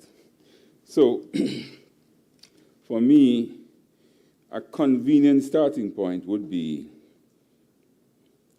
a recognition that the revised treaty itself is consistent with the WTO agreement, as in Article 24, so that the RTC is not to be seen in the context of a vacuum, as in we are creating this on our own and so on. It has to be consistent with WTO principles, and it is consistent with Article 24 of the WTO agreement. So I'll start there.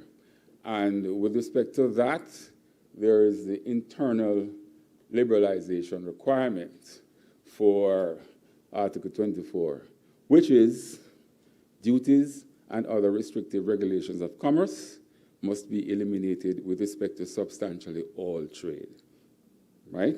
So that's a requirement that is built into the RTC coming from Article 24 of GATT. Now, what I want to look at is, based on what has been presented to me, what the defined agenda, any progress, areas of implementation representing the greatest challenge, strategies to overcome these,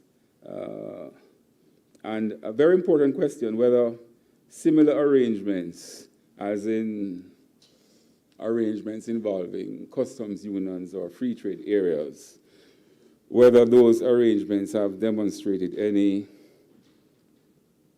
performance gains that we can learn from, right? So we could look at, say, COMISA, right, the common market of Eastern and Southern Africa. We could also look at ASEAN, which is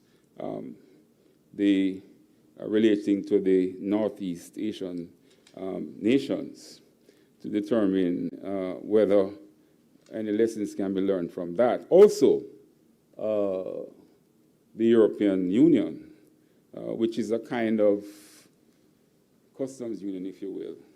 Whether our arrangement must be seen as a customs union or a free trade arrangement, that's up for debate. We tend to take the view that because it has a common external tariff, that it is perhaps consistent with a customs union, as if that in and of itself is sufficient for that characterization or that labeling. In any event, what we can recognize from the defined agenda is that it requires the implementation of the RTC not only at the regional level, but at the domestic level as well. And what we have observed so far is that some progress has been made with respect to implementation. Before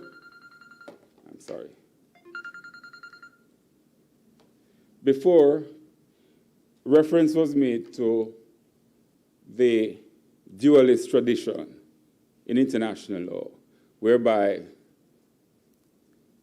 there's a distinction between international obligations and domestic obligations. Now, one progress that has been made so far is the promulgation of the CARICOM Community Act, or the CARICOM Act, which gives effect to the revised Treaty of Chaguaramas, which is a move which is commendable because it is advancing the CARICOM project by focusing on the treaty provisions and giving effect to them. And in all the jurisdictions whereby the CARICOM Act has been implemented, there is a provision in it to say that if there's any inconsistency between that act and any other piece of legislation, then the CARICOM Act is to have precedence, right? And this is very important because here we have domestic legislation which is giving effect to the RTC, but also taking precedence to any domestic legislation which would conflict with it. Now, although I say that, I'm also going to say this, that the CARICOM Act, even though it advances the project, in some senses it does not, right? And here I'm going to use my jiu-jitsu mindset, which is to say that an argument that supports a proposition supports the opposite proposition simultaneously. And so you understand where I'm going with this. Now, this is the important part of this. There are two types of obligations in the RTC. There are those obligations which are already concretized. For example, Article 7, dealing with nationality. In other words, no measure must breach the nationality principle or the national treatment principle. And Article 8, no measure must breach the MFN principle, right? Most favored nation, as it relates to those CARICOM countries that are trading within the region.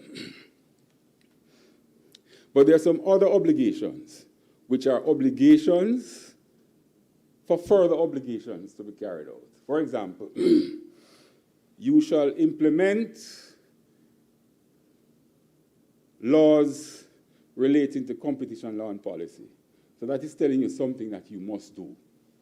You haven't done it yet, but you must do it. Now, when you put a CARICOM Act, which reproduces the treaty and that provision that says you must do this, it has no effect unless there is a further action taken at the domestic level to give effect to that which you are supposed to give effect to at the regional level, okay? And so several of the provisions in the RTC are like that, and that needs correction, right? Now, it is readily observed that the RTC project is not only about Article 24 and trade liberalization, but there is a positive integration element to it, as in things that must be done. For example, harmonization of laws or unification of laws, right? Removal of legislative gaps, right? So to the extent that a gap analysis has been done, then one has to correct the gaps outstanding. There are several examples of these gaps, or what we call legislative divergence. So there are two types of divergences in legislation. There is one as between the existence or non-existence of laws or regulations, and there's the other where the laws exist, but they diverge, okay? Now, one important area of divergence is in relation to competition law and policy. It is already accepted that competition law and policy is necessary to secure the gains of trade liberalization. There's no point in liberalizing trade if you have domestic constraints on trade liberalization which can frustrate those efforts. So we have legislation to deal with anti-competitive conduct, as in anti-competitive agreements, abuse of dominance, or anti-competitive mergers. However, we have only 3 active competition bodies: Jamaica, Trinidad, Barbados to some extent, and I think Guyana as well, and the absence of competition legislation in the other countries, whereby that is going to affect how competition law and policy is given effect within the region, because the CCC's jurisdiction, the Competition Commission's jurisdiction, is activated with respect to cross-border conduct. But to get to an investigation dealing with cross-border conduct, you need to have competition legislation in place. And those exist in just the countries I've outlined. So what is the way around that? The way around that is to ensure that you have that regime in place because it's an obligation. But as the treaty currently stands, there would have to be an amendment to, for example, allow for the commission to do the investigation, right? And there are some budgetary constraints there, and that's one of the reasons that is being offered as a solution. Another solution is for national authorities, say at Jamaica, to do this. But that runs up against constitutional challenges because laws are supposed to be made for the good governance of a country, that particular country, as opposed to govern another country. So there are some constitutional challenges there. Now, before I wrap up, let me just make two observations. One with respect to trade remedies, dumping subsidy safeguards. Those disciplines are designed to soften the blow that would come from trade liberalization, in particular safeguards, because you don't need unfair trade for that, so that if there's a surge in imports, you can get that kind of remedy. Again, there's legislative divergence because some jurisdictions have standing anti-dumping and subsidies authorities, others don't, and some of the legislation, others don't. And that might affect the project in terms of whether countries will gravitate to it with any kind of passion, right? Because the safety valve is not there. The other point I want to make in relation to that is that when it comes on to, say, technical barriers to trade or phytosanitary measures, if there's any legislative divergence in terms of correcting that, then we go to mutual recognition agreements as one way around those sort of hurdles, right? And the last point I'll make in relation to other trading arrangements, customs unions and free trade areas, is that what the evidence shows, certainly from a counterfactual analysis with respect to the European Union, is that, and the others I've identified, ASEAN and COMESA, is that where you have deep integration, not shallow integration, deep, which includes what I've talked about, trade liberalization and positive integration, you have greater gains in trade. And that makes sense because you will have more intra-regional trade the deeper the integration. Shallow integration, less intra-regional trade. And so the benefits of economic growth would not be there as in other spaces, for example, the EU. And this is borne out with some of the evidence coming from COMESA and those other areas where the integration effort is shallow. In other words, just being a member of the organization, the trade organization, is not sufficient, right? It has to be backed up by complementary policies in relation to innovation policy, infrastructural development, and also, importantly, robust competition law and policy to ensure that the gains of liberalization are not frustrated. I believe those should be my thoughts for now.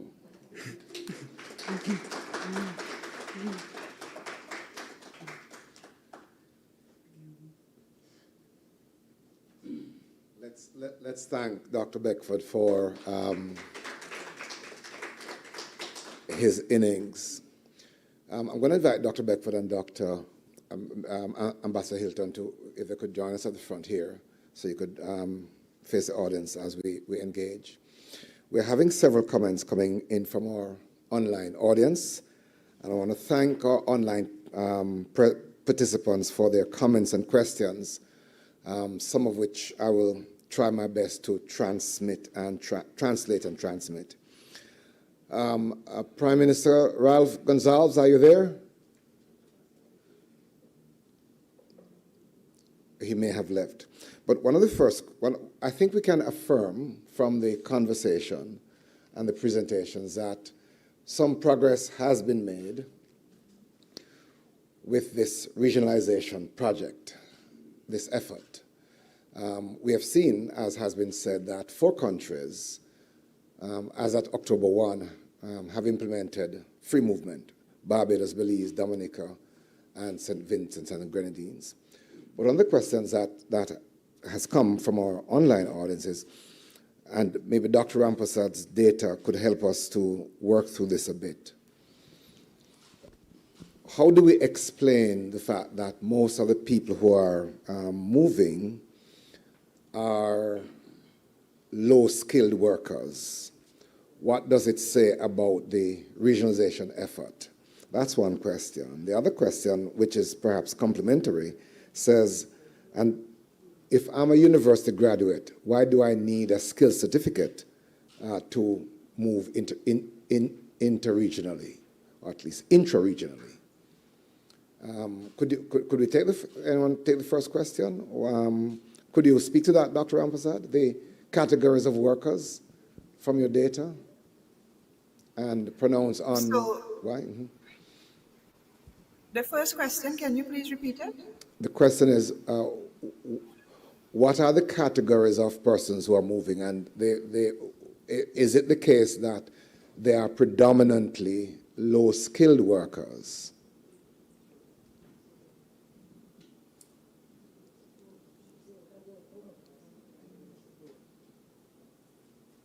And if so, what's the explanation that you would advance?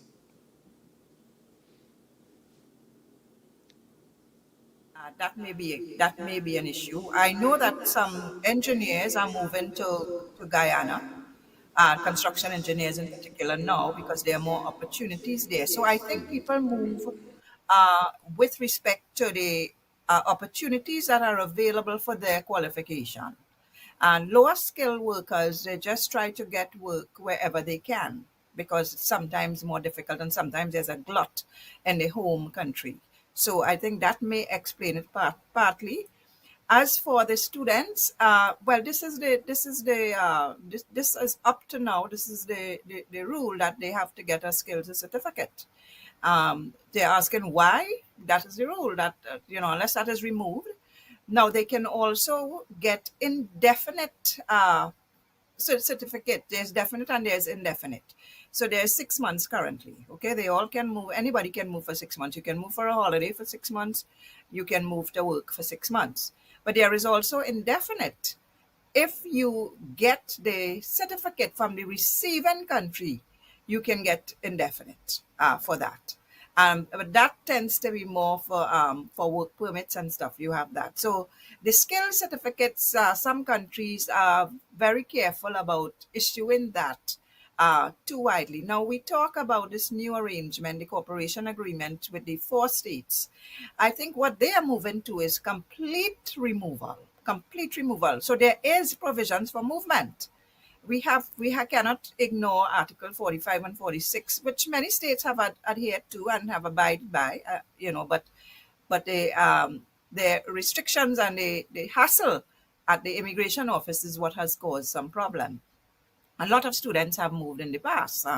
We have a lot of university graduates working in different parts of the Caribbean. We have Bajans in even countries like BVI that are not part of the arrangement. We have Trinis in Jamaica, Jamaicans in Trinidad, Guyana. So you do have people moving. The restrictions is that you have to get a skill certificate. You still have to have your passport, present a passport. It's called a CARICOM passport. But really and truly, I'm not sure that that is it's good. It's good. It's good in nomenclature, but I'm not sure it's in practice because it's Trinidad and Tobago citizens going to Barbados have to present this passport to the immigration, get it stamped. So those that is a contravention of the RTC because it was supposed to be a removal of passport as well. So, Prof. Canute, I think that the details, the devil is in details, the data of which we do not have. I have complained about this lack of data to answer those kinds of questions on the details. We cannot get it. It's very, very difficult. Thank you. Thank you. So to be clear then, the question from this person who appears to be a university student and has an interest in moving, is it that the answer is that notwithstanding having a university degree, he or she requires a skill certificate? They have to get a skills. They have to get a skill certificate. So yes, even though that they are listed amongst people who can move, they still have to get that skill certificate. Okay, that answer is clear. I want to ask Ambassador Hilton. So you have raised a concern about trade and that this is an area that has not been sufficiently examined. What would you say are some of the barriers to this, to the free movement of trade, and how can we overcome them? Well, I think the part of it is that for trade to be beneficial, and the trade will only take place if there is in actuality or in perception that you're adding value in the trading arrangement. So someone is not, if you have access but the good is not of a quality, then you're not going to get this sort of response. And I think, therefore, this is why the single market arrangement and the single economy arrangement must be the objective, because you have now to have not just market access, but you have to have competitive access. You have to have quality goods. You have to have prices and qualities, all of which have to respond to the need of persons.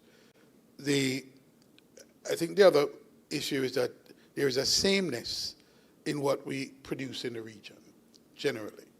And there's not sufficient diversification to make that trade dynamic.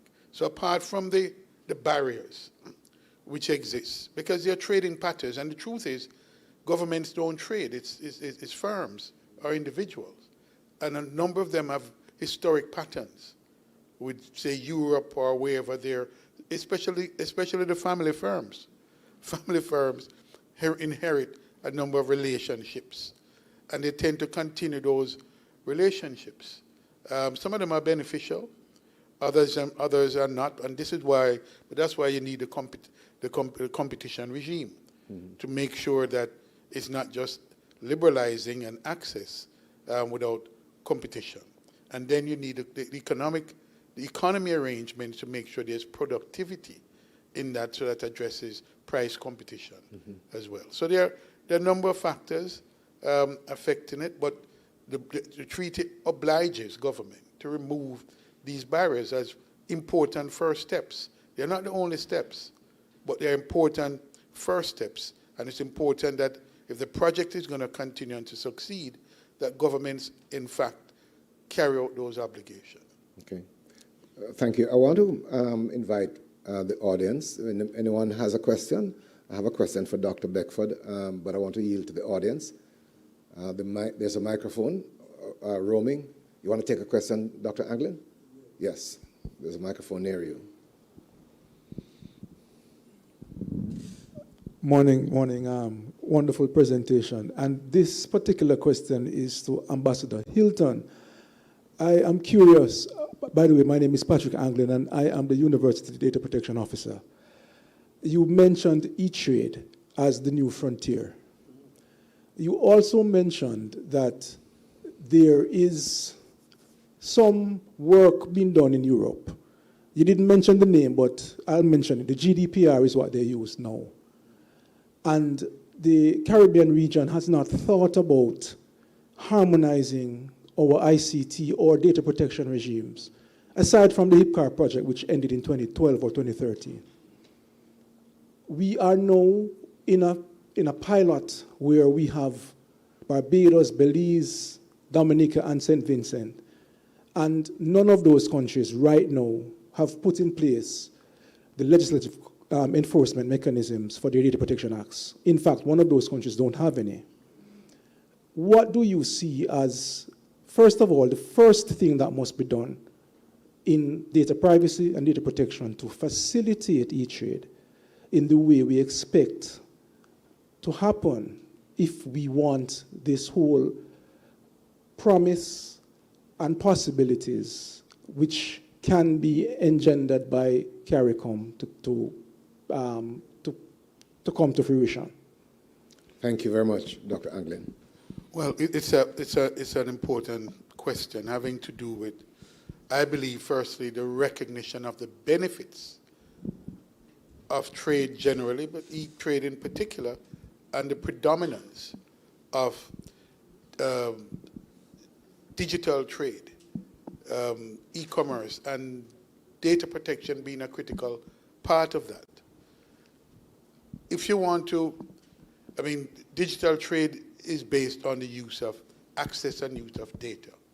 How we design our regime to make data, which are really the feedstock of digital trade, happen, is really a balancing act. Really a balancing act. Some of the Jamaica Data Protection Act, it is in place, but there's work to be done. I believe that it has to be reviewed institutionally.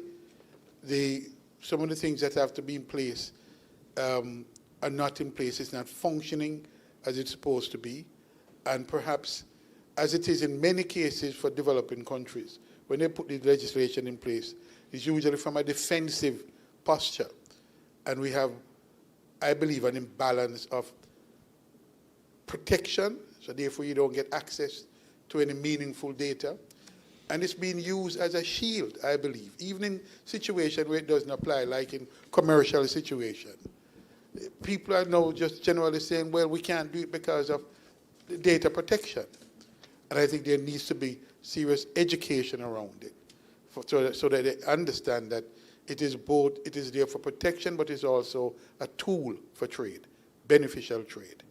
So I think education is very critical, that we understand exactly the balance that needs to be struck, and that is not just a defensive tool. Thank you. Dr. Beckford, do you want to add to that? Or you want to follow up on that? No, I thought. Okay. I thought you were going to. I'm going to come with a question. Yes, indeed. Yes. So you identified.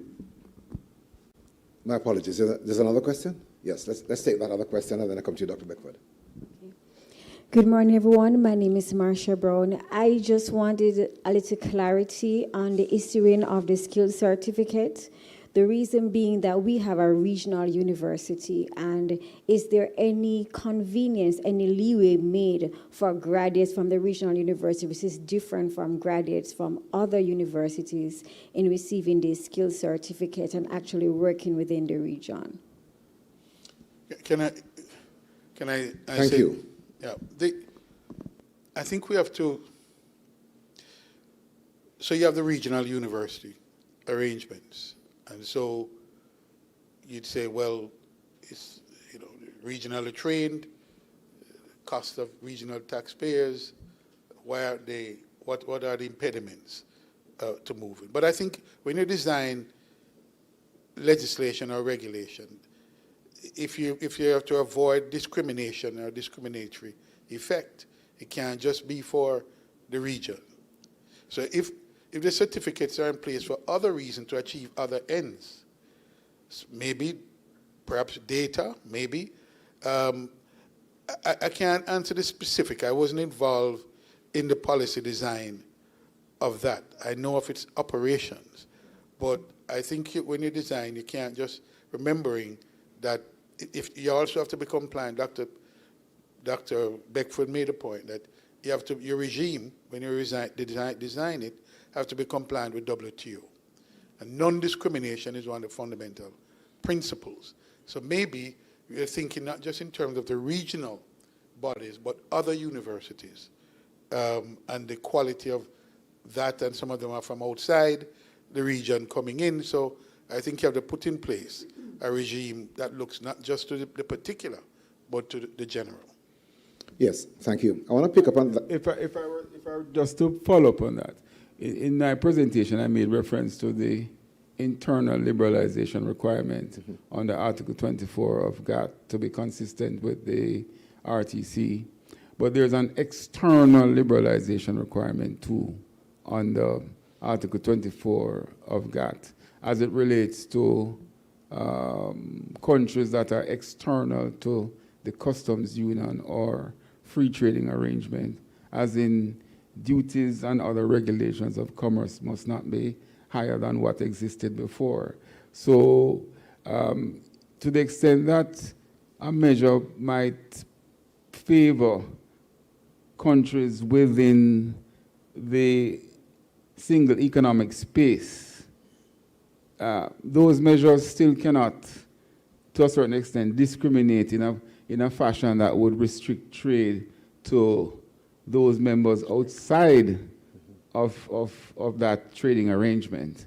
So which is consistent with the point that Ambassador just made. So essentially, in the case of this person who asked, so a measure that would favor graduates of the University of the West Indies would be inconsistent with free trade if they disfavor graduates of other universities. Yeah. Thank you. So, Dr. Beckford, you made a point that the 201 revised treaty sought to bring compliance exactly with WTO regulations.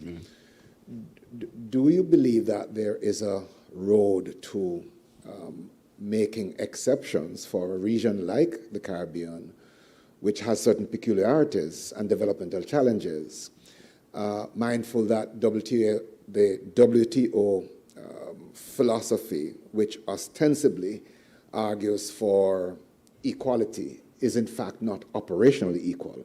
Would you believe that there's a case that we can be made as a region? Right, I agree with you.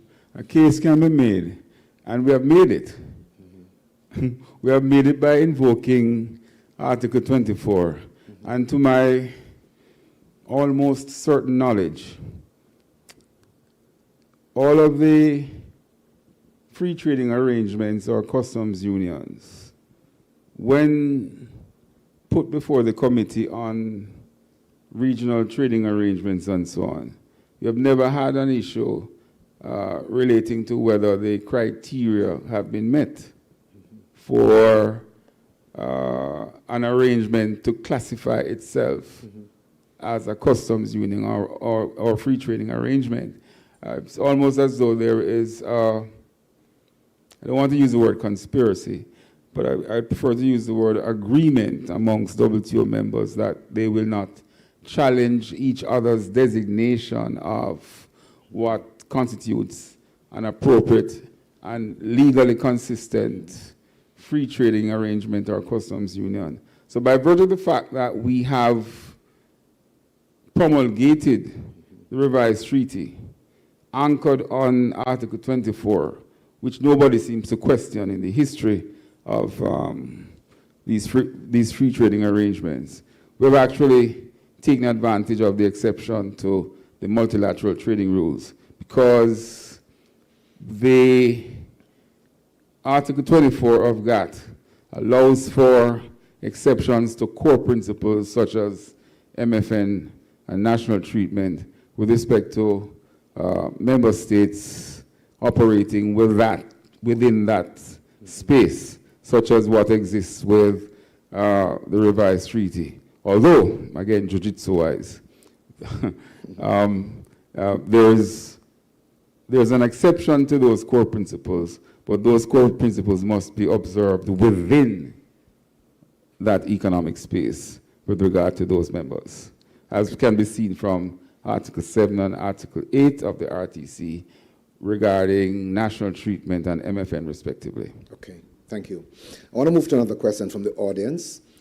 So 4 countries have implemented free movement as at October 1. What does this say for the other countries? What are the lessons? What are the next steps for free movement among the other 13 countries? I wonder if Dr. Garfor, are you online?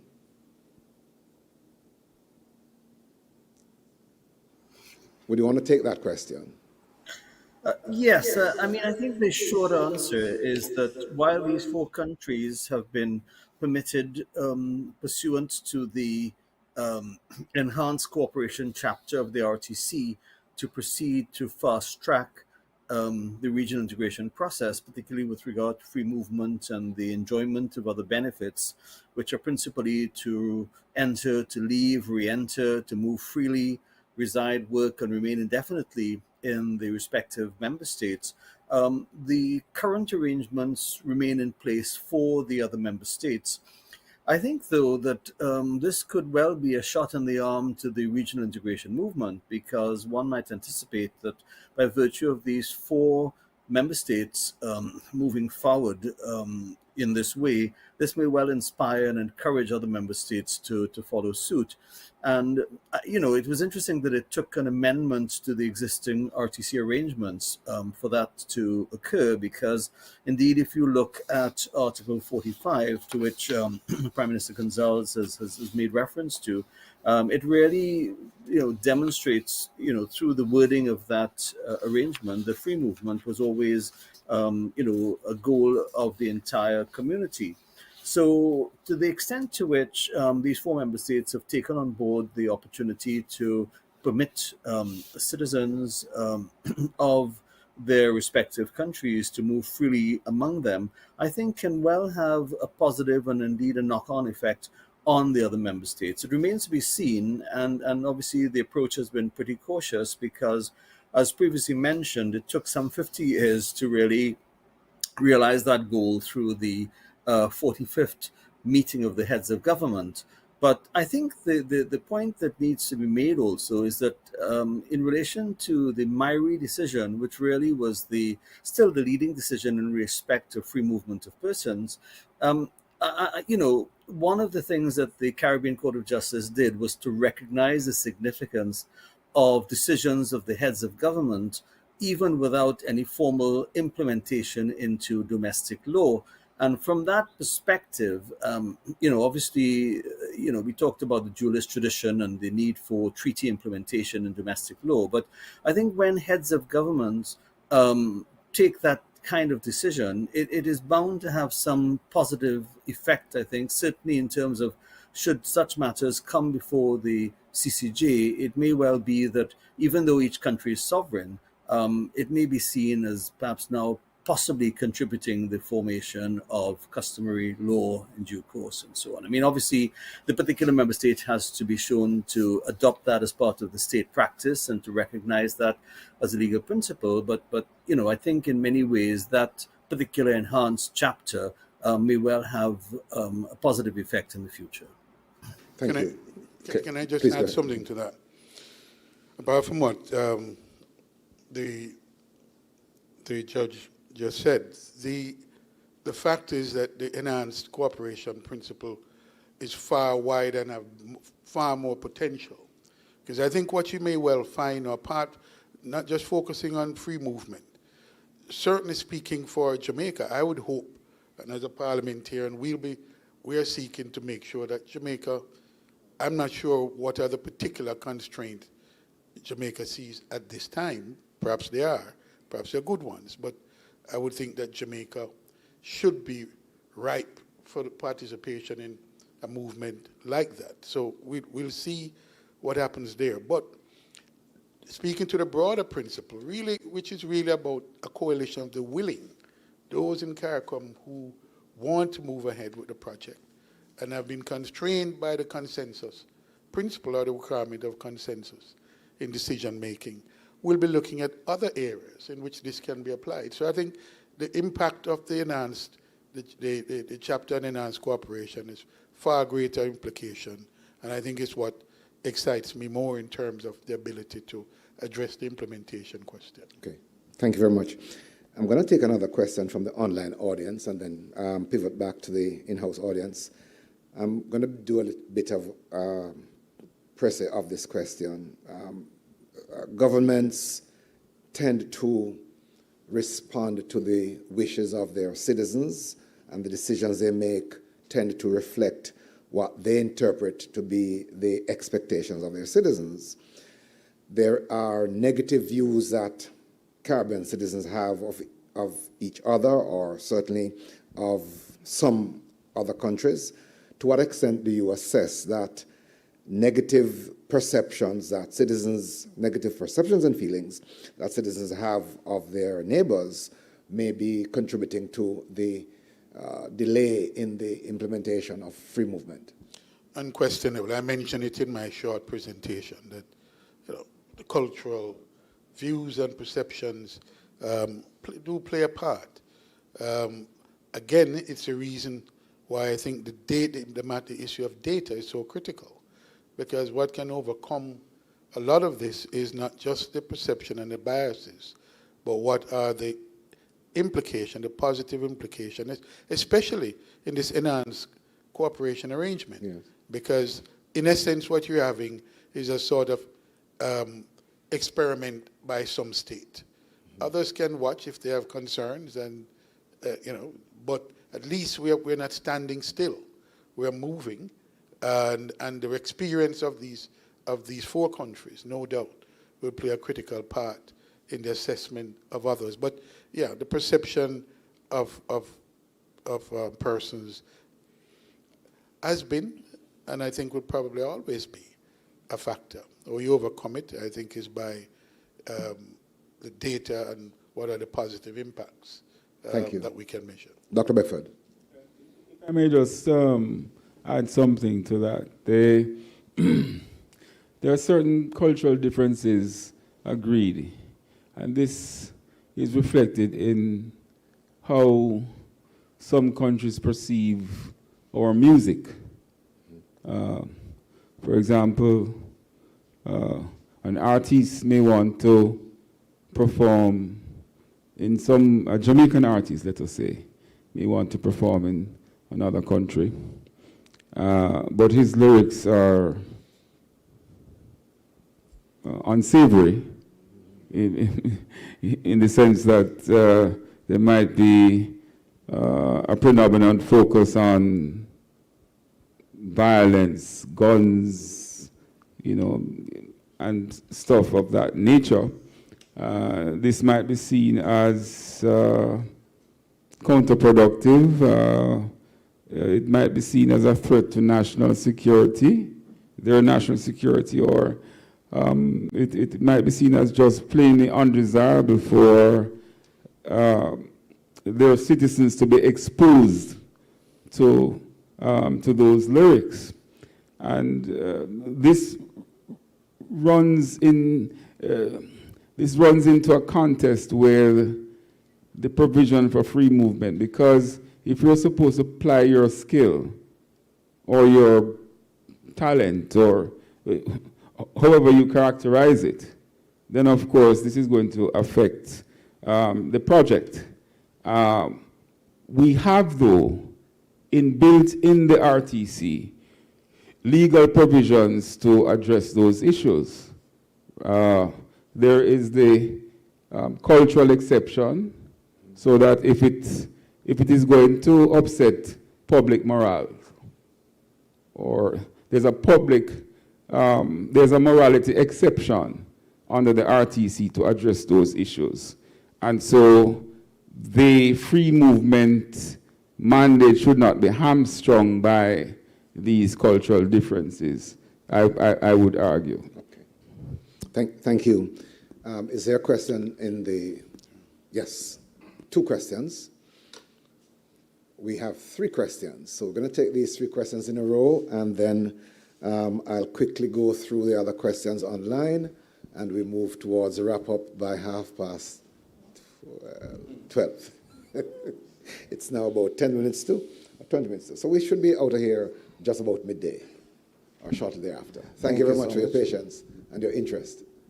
Just tell us your name, please. My name is Prince Graham Means from University of Technology. Welcome and thanks. Yes, first of all, Dr. Beckford, you spoke about the deep and shallow integration. What's the function? What makes it deep and what makes it shallow? And are we seeing a shallow one here? And how might we move to the deep? And for Ambassador Hilton, the coalition of the willing, I think that's a big thing, where willing countries will want to move together, because all the issues are going to be there, but if you're not willing, we will have some kind of inertia. So how would you propose that we move that conversation forward in terms of getting the willing countries to start doing what the 4 has done to get movement happening? What's your proposal? Well, I mean, I think the decision with the chapter on enhanced cooperation, as I said, it really is a broader principle that where you have countries, and they have the formula set out 3 or more countries, and it have to meet some, some impact tests, the number of it have to represent a certain amount of the population and weight. But these countries can come together, and after discussion, no doubt discussing, the way it usually works is, in CARICOM, where they had quoted or any of the other community bodies, they spend years discussing the same issues over and over and over and over again. And so once you distill the issues to a certain level, and there is agreement among a certain number of countries that, okay, we know what the challenge, we have identified what the challenges are, but we are willing to proceed. I think the enhanced chapter allows them to move in that way. So I think it's structurally and functionally a very important decision, very important mechanism for moving, to addressing the implementation challenges we faced and for moving the project forward. Thank you. Dr. Beckford, there was a question for you. The distinction between shallow and deep integration. Thank you for the question. It's a very interesting question. For me, that distinction is a distinction between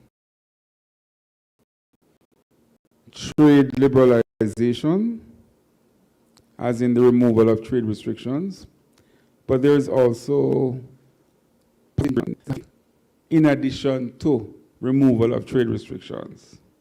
And those steps would include harmonization of laws, removal of regulatory divergences, so that you have a seamless economic space. And to give you an example of what I'm talking about, in the EU, which is regarded as a space that has deep integration, you don't have trade remedy laws, as in laws relating to dumping, subsidies, and safeguards. Why is that? They don't, because it's a single space. Now, if you have dumping, subsidies, and safeguards, it's going to be against another country within that space. But if the space is one, you're not going to have a dumping law against yourself or a safeguards law against yourself. It is just inconsistent with the single economic space concept. So they have removed that. In our jurisdiction, we have it. We don't, in other words, we have dumping, subsidies, and safeguards. So Jamaica has that law, and to make matters worse, the RTC has safeguard provisions or trade remedy provisions, except that where there's no national investigating authority, then the investigation is done by quoted. So we have not determined already that we are ready for the sort of deep integration that the EU has. Otherwise, we would not have trade remedies anywhere in our system. Thank you so much. Let me just quickly add, though, it's not just as to depth, but I think as to scope. And I think that when I use the term shallow, I meant it in scope as well, that we need to address other areas of liberalization that we've not. As I mentioned, e-trade is one, and data and all of that. I think supply chain, all of these issues. Thank you so much. Mr. Winter? Good morning. Just remind us who you are. Good morning again. Roshan Winter, President of the Guild of Students at UWIMONA. Let me first say that this was an excellent, we've seen excellent presentations from all panelists. I myself was not too au fait with the CSME project, and so I've learned a lot. But my question will be less about the intricate details and policy questions, but one that's simply more practical based on the feedback that I've been receiving from my students. Actually, I had hoped that PM Gonzalez would be here because his nationals would have approached me with this concern. For free movement to happen in terms of it being a practical reality rather than through policy, one of the major concerns is the cost of regional travel and the connectedness of our different states. So you're talking about flights that allow you to, with ease, connect to a state or another without having to do an entire round trip around the Caribbean. You have flights that are much cheaper to Miami, for example, than to your fellow CARICOM brother or sister country. So my question, to the panelists is, how do you imagine that we could address this as a part of this project? You could, I don't want to limit your response. So how could we address this concern? I would be happy if Prime Minister Ralph Gonzalez is here, if you could take that. And if he's not here, could we try to get back his office? Well, can I try that Yes. in the meantime?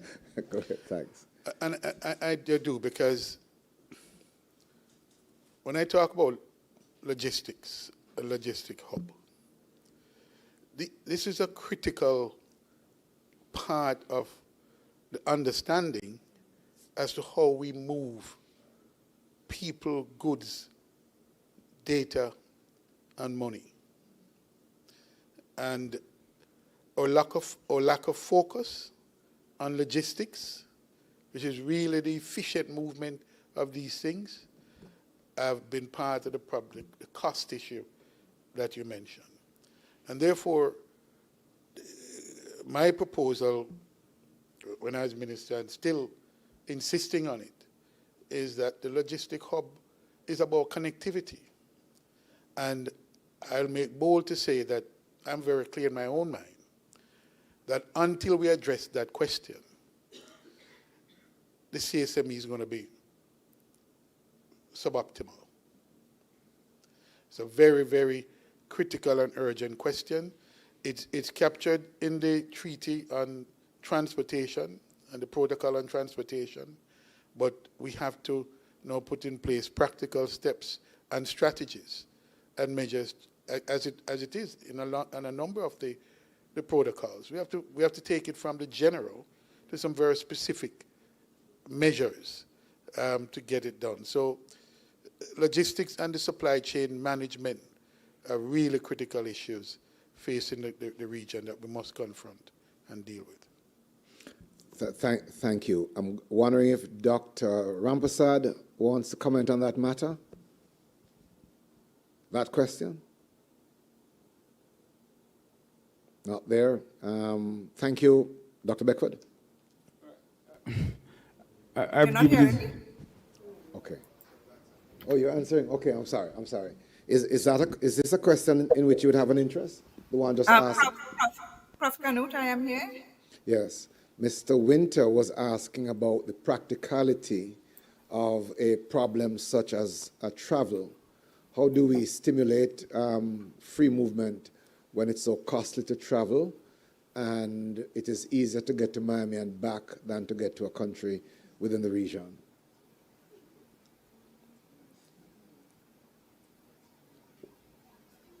While you gather your thoughts, I'm going to ask Dr. Beckford to give us 90 seconds response on that.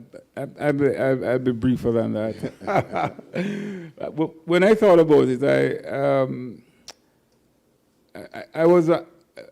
I took the view that perhaps the cost is this high because there are real economic costs that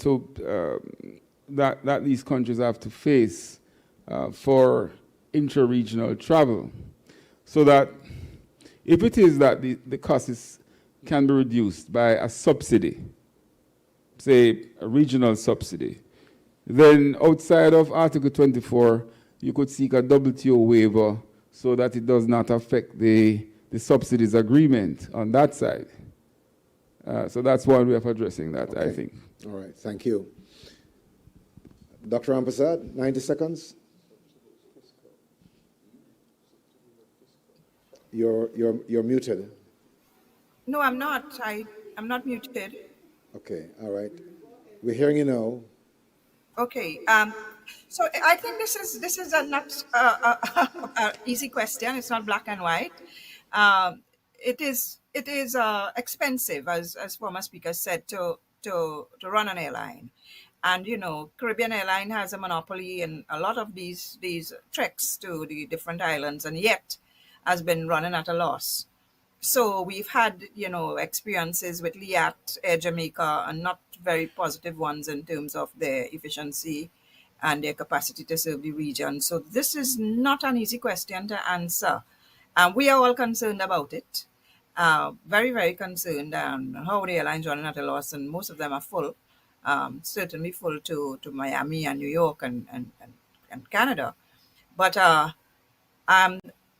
it's not one that I can proffer a solution for. What I can say is that the governments themselves are having a hard time supporting these airlines. Thank you.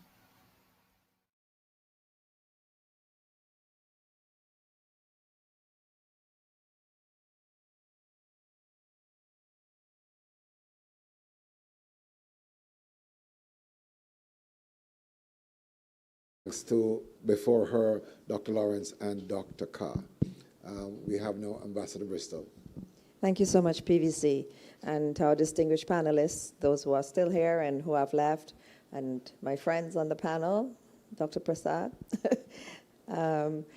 It's the topic, promises, passports, and possibilities, is so positive. You know, it leads you to that other P. But it has taken our community 50 years or more, depending on when you start to count, to even get to what I think it was Ambassador Hilton who said, this point of exhilaration. And I keep hearing from all the speakers that there has been progress. There's another P word that I've also heard, and we have to have patience. But my question is, if I was sitting there as one of the architects of the treaties and the revised treaty and all the efforts, would I not have had to ask myself, first of all, what are the challenges to these amazing aspirations for our community, for our people? And so I am a Grenadian. I am a West Indian. I'm very, very proud of that.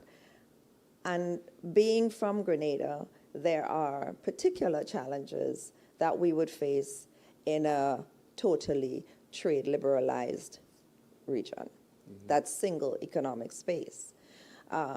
It's, you know, congratulations to the countries who have, in the OECS, managed to make progress in our union, and to the 4 countries that have just made this other progress.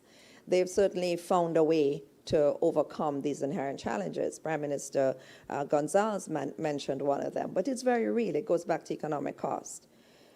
which is that Trinidad and Tobago, and probably now will be also Guyana, their manufacturing cost is so much lower that we can't compete. So one of the very real fears and concerns, and I think obstacles, if not simply a challenge, to the progress that we want to see, to the realization of the promises and the possibilities, is the question of each nation's own economic stability.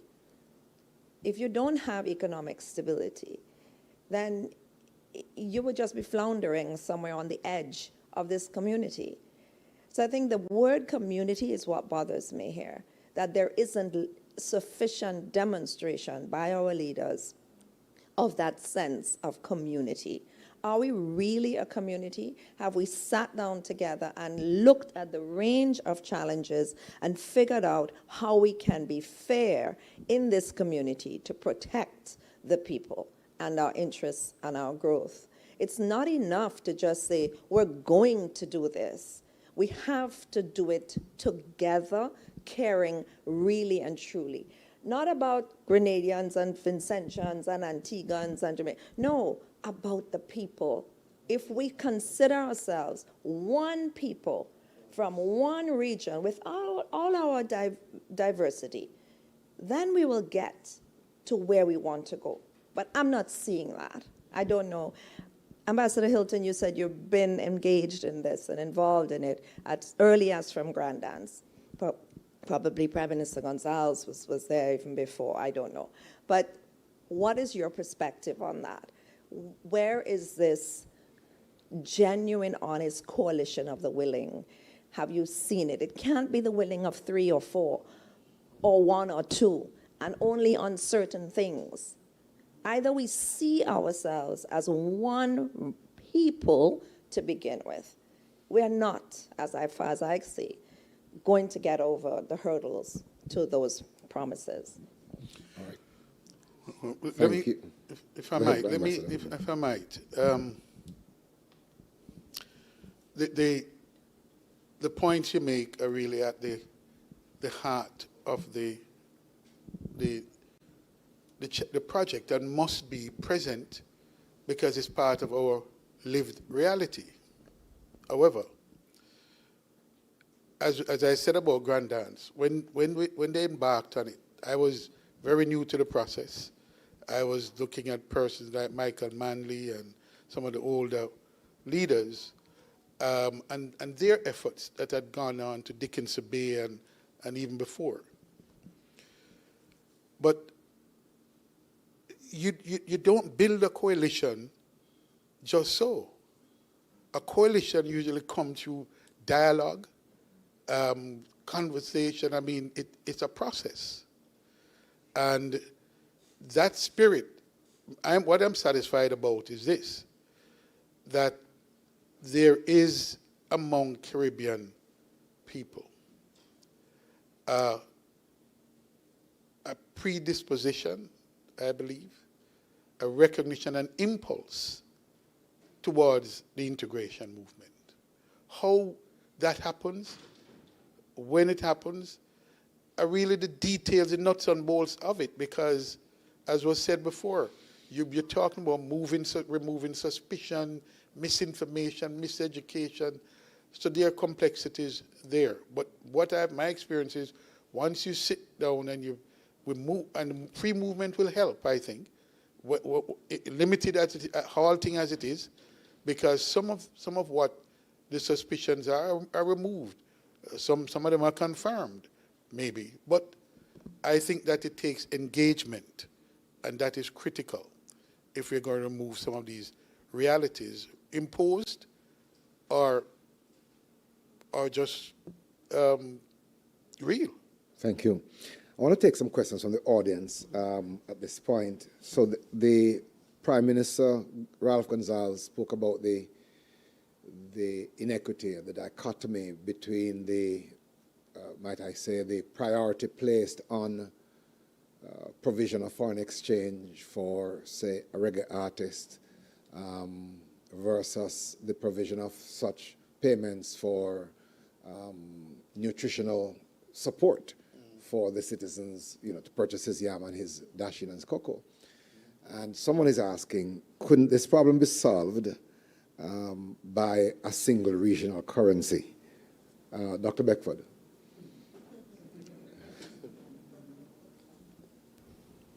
A single regional currency. When I conceive of that, it requires, in the first instance, some harmonization of financial laws to begin with. A regional currency presumes, in the first instance, that levels of economic development are at a certain stage. In other words, there's no huge gap in terms of economic performance of the member states.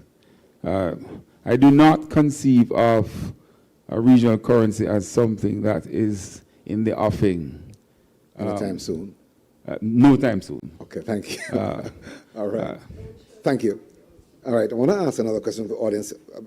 I mean, from the online audience. I'm sure they want to hear that their voices are being heard. So this person is asserting that we make arrangements, and I wish Prime Minister Ralph Gonsalves was here, but I'm going to ask Dr. Gafour if we could take this question. We make arrangements for and are responsive to the expectations of Europeans, Canadians, Americans. The tourist sector is robust because of all the concessions and provisions that are made to allow investors to build with massive reductions in taxes, and they're able to bring in tourists and have prosperous entities. What are the discrepancies between the kinds of responsiveness we make to Europeans, Canadians, and Americans and what we're making to ourselves? Dr. Gafour, is that something that's in your wheelhouse? Yeah, I mean, I think one of the challenges is, as has been mentioned by the other panelists, the question of lack of harmonization. And in this regard, taxation policy throughout the region is quite inconsistent. So, one of the goals, it seems to me, of regional integration is to attract foreign direct investment. And, to the extent to which, member states may be in competition with one another in that regard, and multinational corporations play off against that in terms of who may be, offering more attractive rates of taxation, tax holidays, and so on, I think is a critical issue. And indeed, reference was made, I believe, by Prime Minister Gonsalves, not just to the issues of lack of harmonization, but also lack of coordination of foreign policy.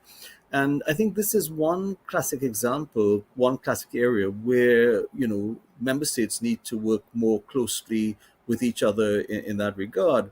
But I'd also like to mention in this respect the role of the Caribbean Court of Justice, because while it doesn't have responsibility per se for foreign policy, clearly insofar as policies of member states may be at variance with the objectives of the RTC, and of course, even the more recent developments that we're witnessing through the heads of government's decisions, I think that there is an important role for the Caribbean Court to play in this respect.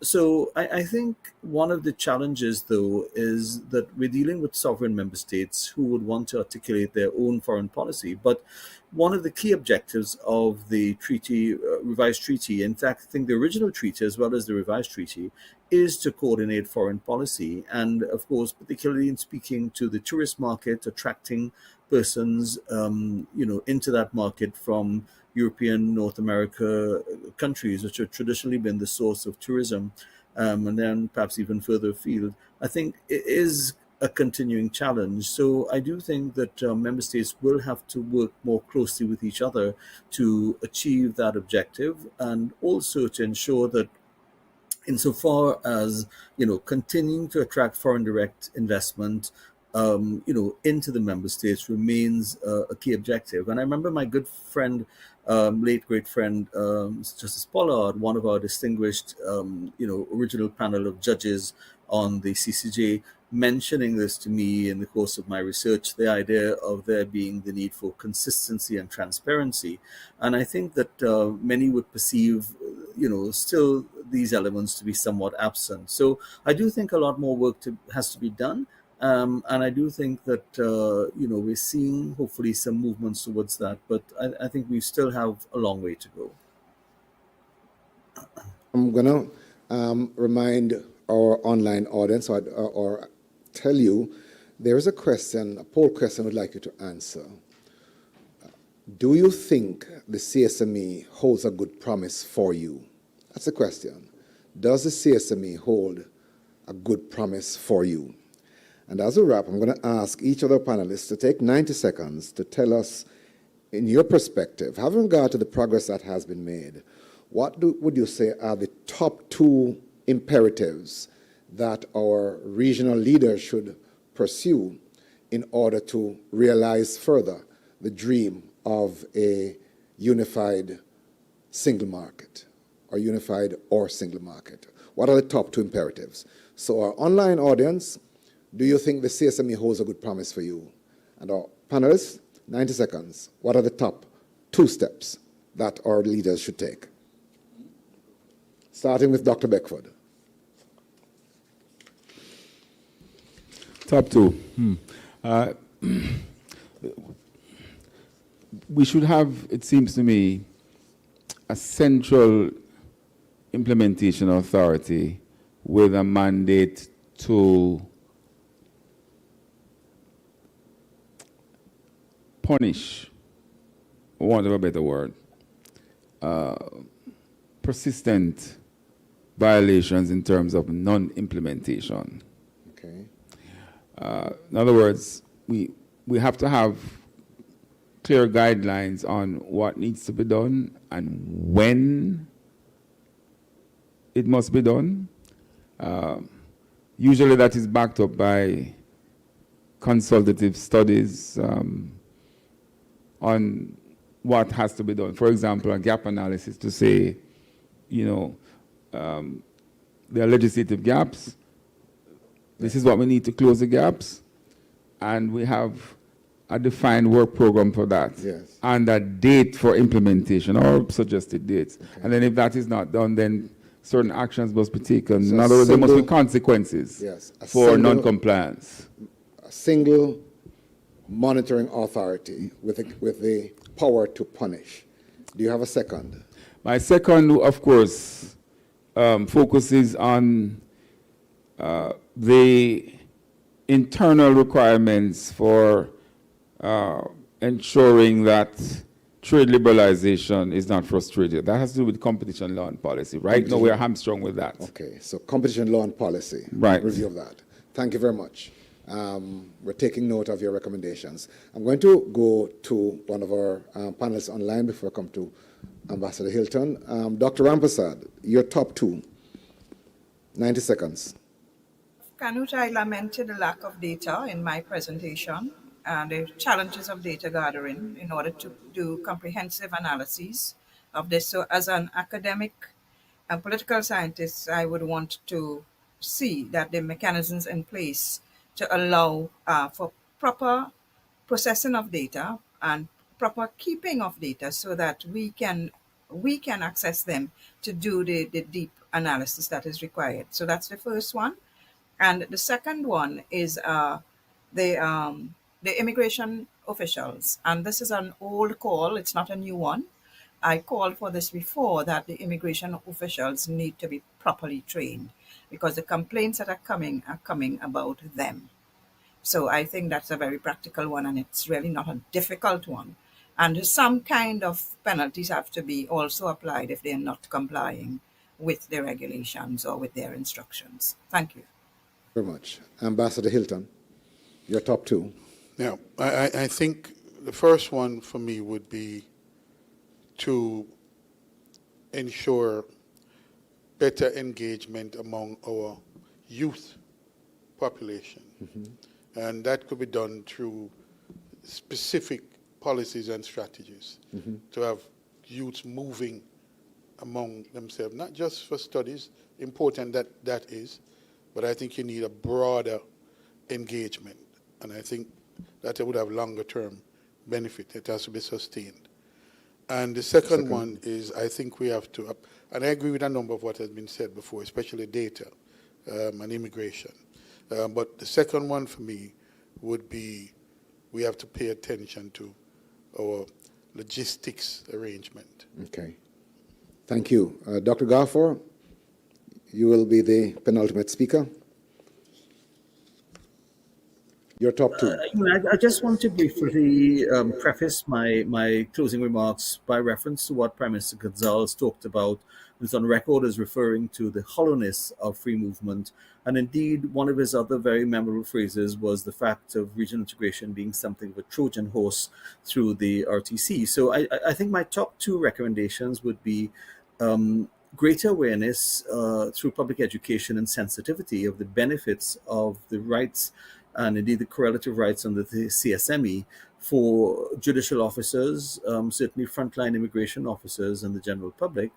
And the second key recommendation would be something that has been referred to by the various panelists, greater movement towards harmonization of laws and regulations of member states, which speak particularly to the right of free movement, services and establishment. And indeed, if you look at the EU experience, this was one of the key planks which has advanced the regional integration agenda there. Thank you. Left for me now to thank all of us. Firstly, to thank the panelists who have joined us and who have made their contributions. To thank our audience online and here. To extend thanks to Mr. Rashan Winter for his introductory remarks. To thank the VC in his absence. To thank the members of the staff of the VC's office, to thank the members of staff of the Office of the Pro Vice Chancellor, and in particular, and specifically, Mrs. Janet Grant, who has been the coordinator, supported by the Office of the PVC for graduate studies, Ms. Tony Cornwall. Let me say thanks to all of you, to thank our colleagues from UTEC who joined us, and from JAMPRO. Thank you very much. Thank you very much. So please accept our thanks. The panelists have offered some closing comments identifying the priorities that they believe should be pursued. We look forward to another engagement in hearing from you as we, as a university and as a community, seek to promote and pursue this dream, this goal of a unified cultural and economic space. Thank you very much.